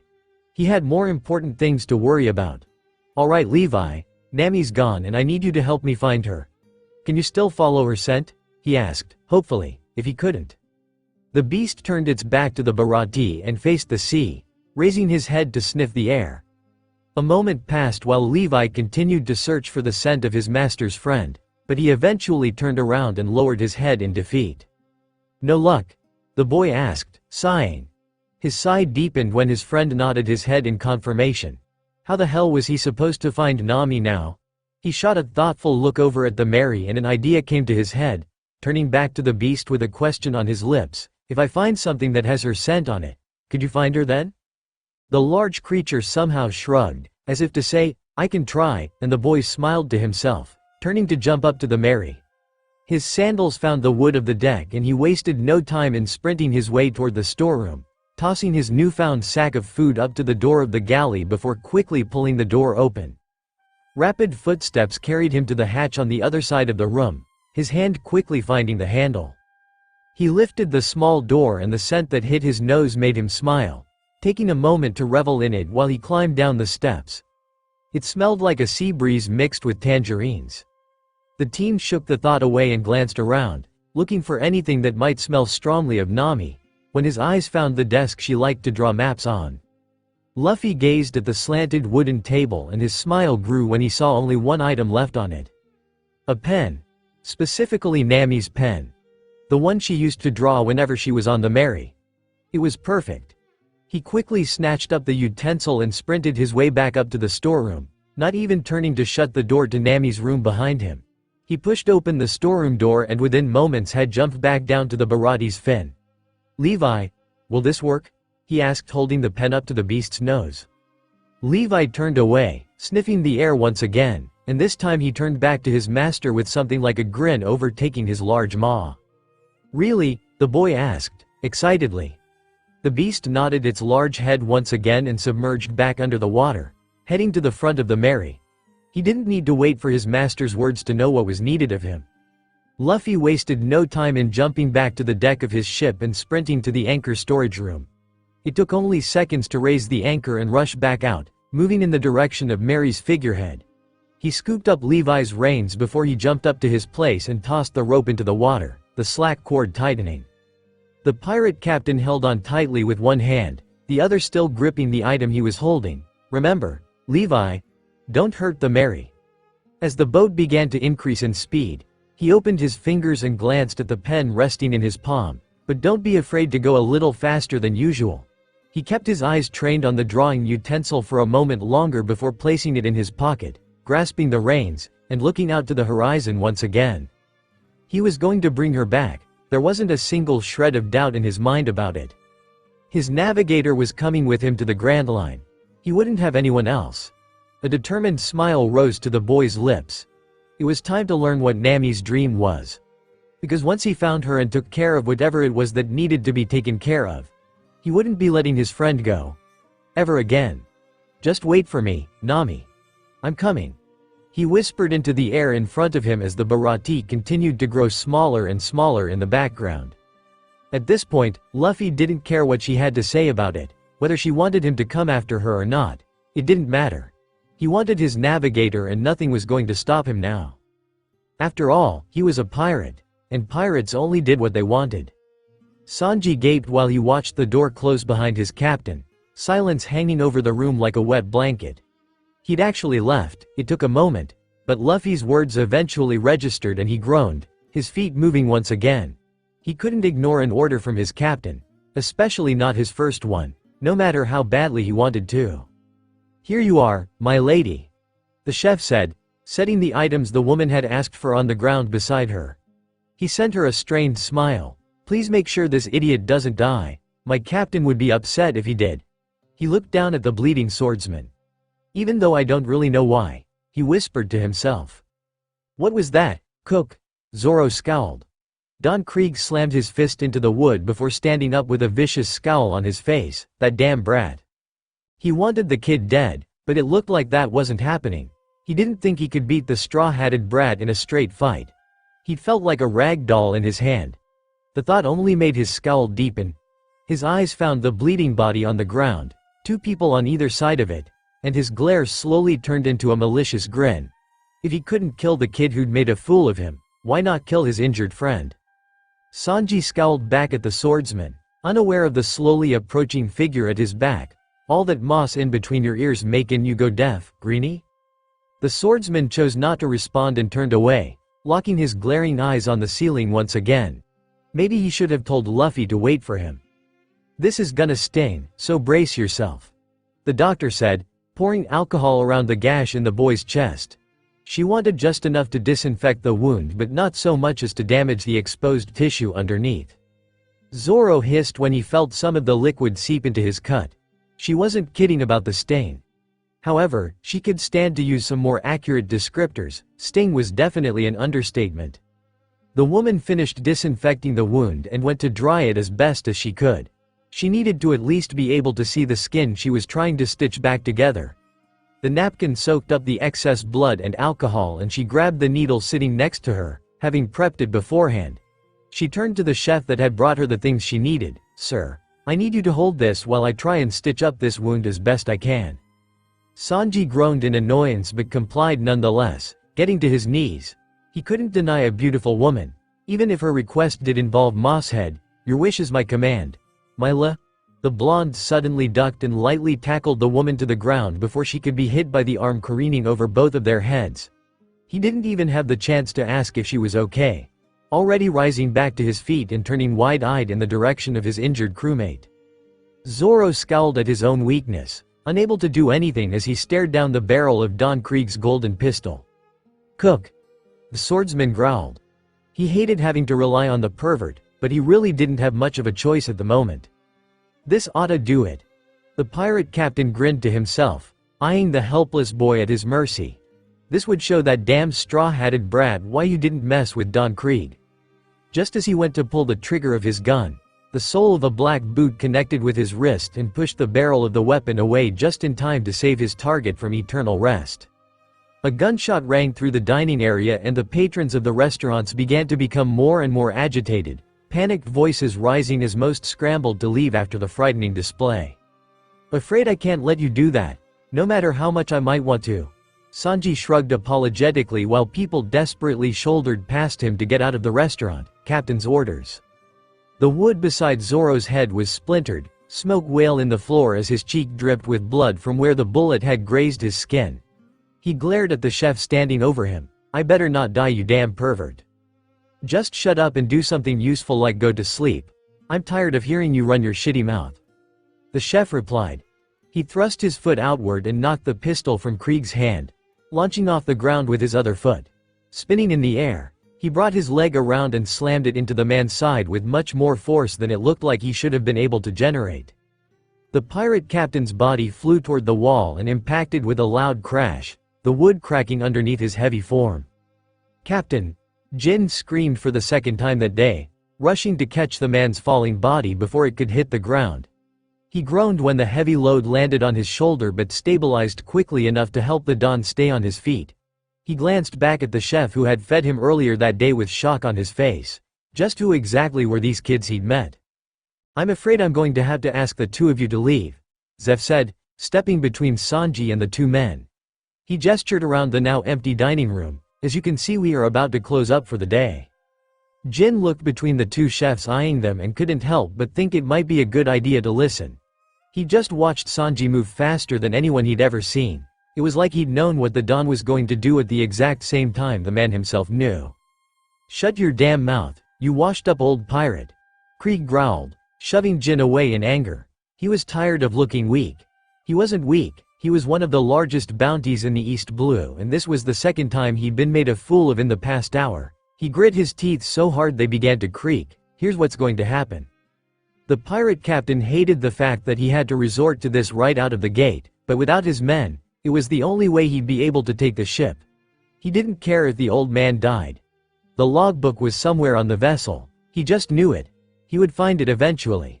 He growled to himself for his weakness, reaching underneath his cloak to grab something off his back. When Krieg brought his hand back out and it was grasping a circular golden shield which he placed in his left hand, pointing it in the direction of the chefs. "You're gonna give me that kid so I can kill him."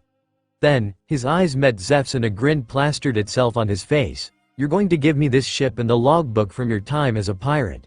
He smiled even bigger at Zeph's scowl. "I know you're hiding it around here somewhere." Jin watched the man fiddle with the inside of his shield and his eyes widened. A pit so big he thought he was going to vomit settled in the bottom of his stomach. He wouldn't, but the man knew better. Don Krieg absolutely would, and it looked like he was going to without giving any warning to the rest of the people in the restaurant. "Jin," Krieg whispered from his position in front of his first mate. The man looked down to find his captain holding his hand behind his back so it was obscured. In his palm rested a mask. Jin's hands shook as he reached out and discreetly grabbed the item from the Don, looking at it with bile scratching at the back of his throat. A part of him wanted to warn them, but they didn't even have masks. It would be pointless. Plus, this man was his captain, a man he believed in. "Sanji." Zeph glared at the two men for a moment before he turned away and met the eyes of his sous chef. "Take out the trash," he ordered, stepping past the boys and in the direction of the kitchen. Sanji could handle them. He'd seen how much the boy had grown ever since he'd met those kids. The thought made him smile to himself. He was just glad the damn brat had found some people to call friends. He turned to look over his shoulder and almost laughed at the massive scowl marring Krieg's face, his eyes meeting Sanji's once more. "Consider this your last job before I fire you for being the shitty sous chef you are." "You damn geezer. I am not a shitty sous chef, plus, I'm not even leaving yet." Sanji yelled at the man with shark teeth. He scowled when the only reply he got was a wave over the shoulder, turning to the trash that needed to be taken out. "Sorry boys." The chef sighed. "Looks like you gotta go." Boss's orders. It was strange. But the words just didn't have quite the same ring to them as Captain's orders. The thought made him scowl, his eyes glancing at the bleeding swordsman beside him. He was still peeved that his shitty captain had up and left him there with shitty Mosshead. Don Krieg watched the ex-pirate walk away from him with rage in his eyes. He would be insulted no more. He raised the golden shield in the direction of Zeph's back, his demeanor changing from rageful to something more sinister. Jin looked over his captain's shoulder at the retreating figure and then, guiltily, to the mask resting in his hands. "Captain, are you sure about this?" Krieg ignored his first mate's words and eyed the retreating chef in glee, holding his mask in his unoccupied hand. He would show these people that he was the strongest by killing them without expending a modi of effort. The thought made his grin grow even wider. Before the man could finish, a foot smashed into the side of his face, spittle flying from his mouth along with several teeth. His body crashed into his subordinate standing behind him and the two flew through the dining area in an almost straight line. As they smashed into the door, the wood immediately gave underneath their combined weight and they were sent out into the open air in the blink of an eye. Sanji lightly landed on his feet before the crash of bodies against wood came from somewhere outside. He turned to the woman who had been too frightened to move the whole time and sent her a smile. "Sorry about all this, Ms. Doctor. But, I promise you won't be interrupted anymore, so make sure he doesn't die," he said, pointing at the now unconscious Mosshead. It looked like he'd actually taken his advice for once. The chef shook the thought away as the woman nodded and tried to smile back. "I'll be back to check in with you soon."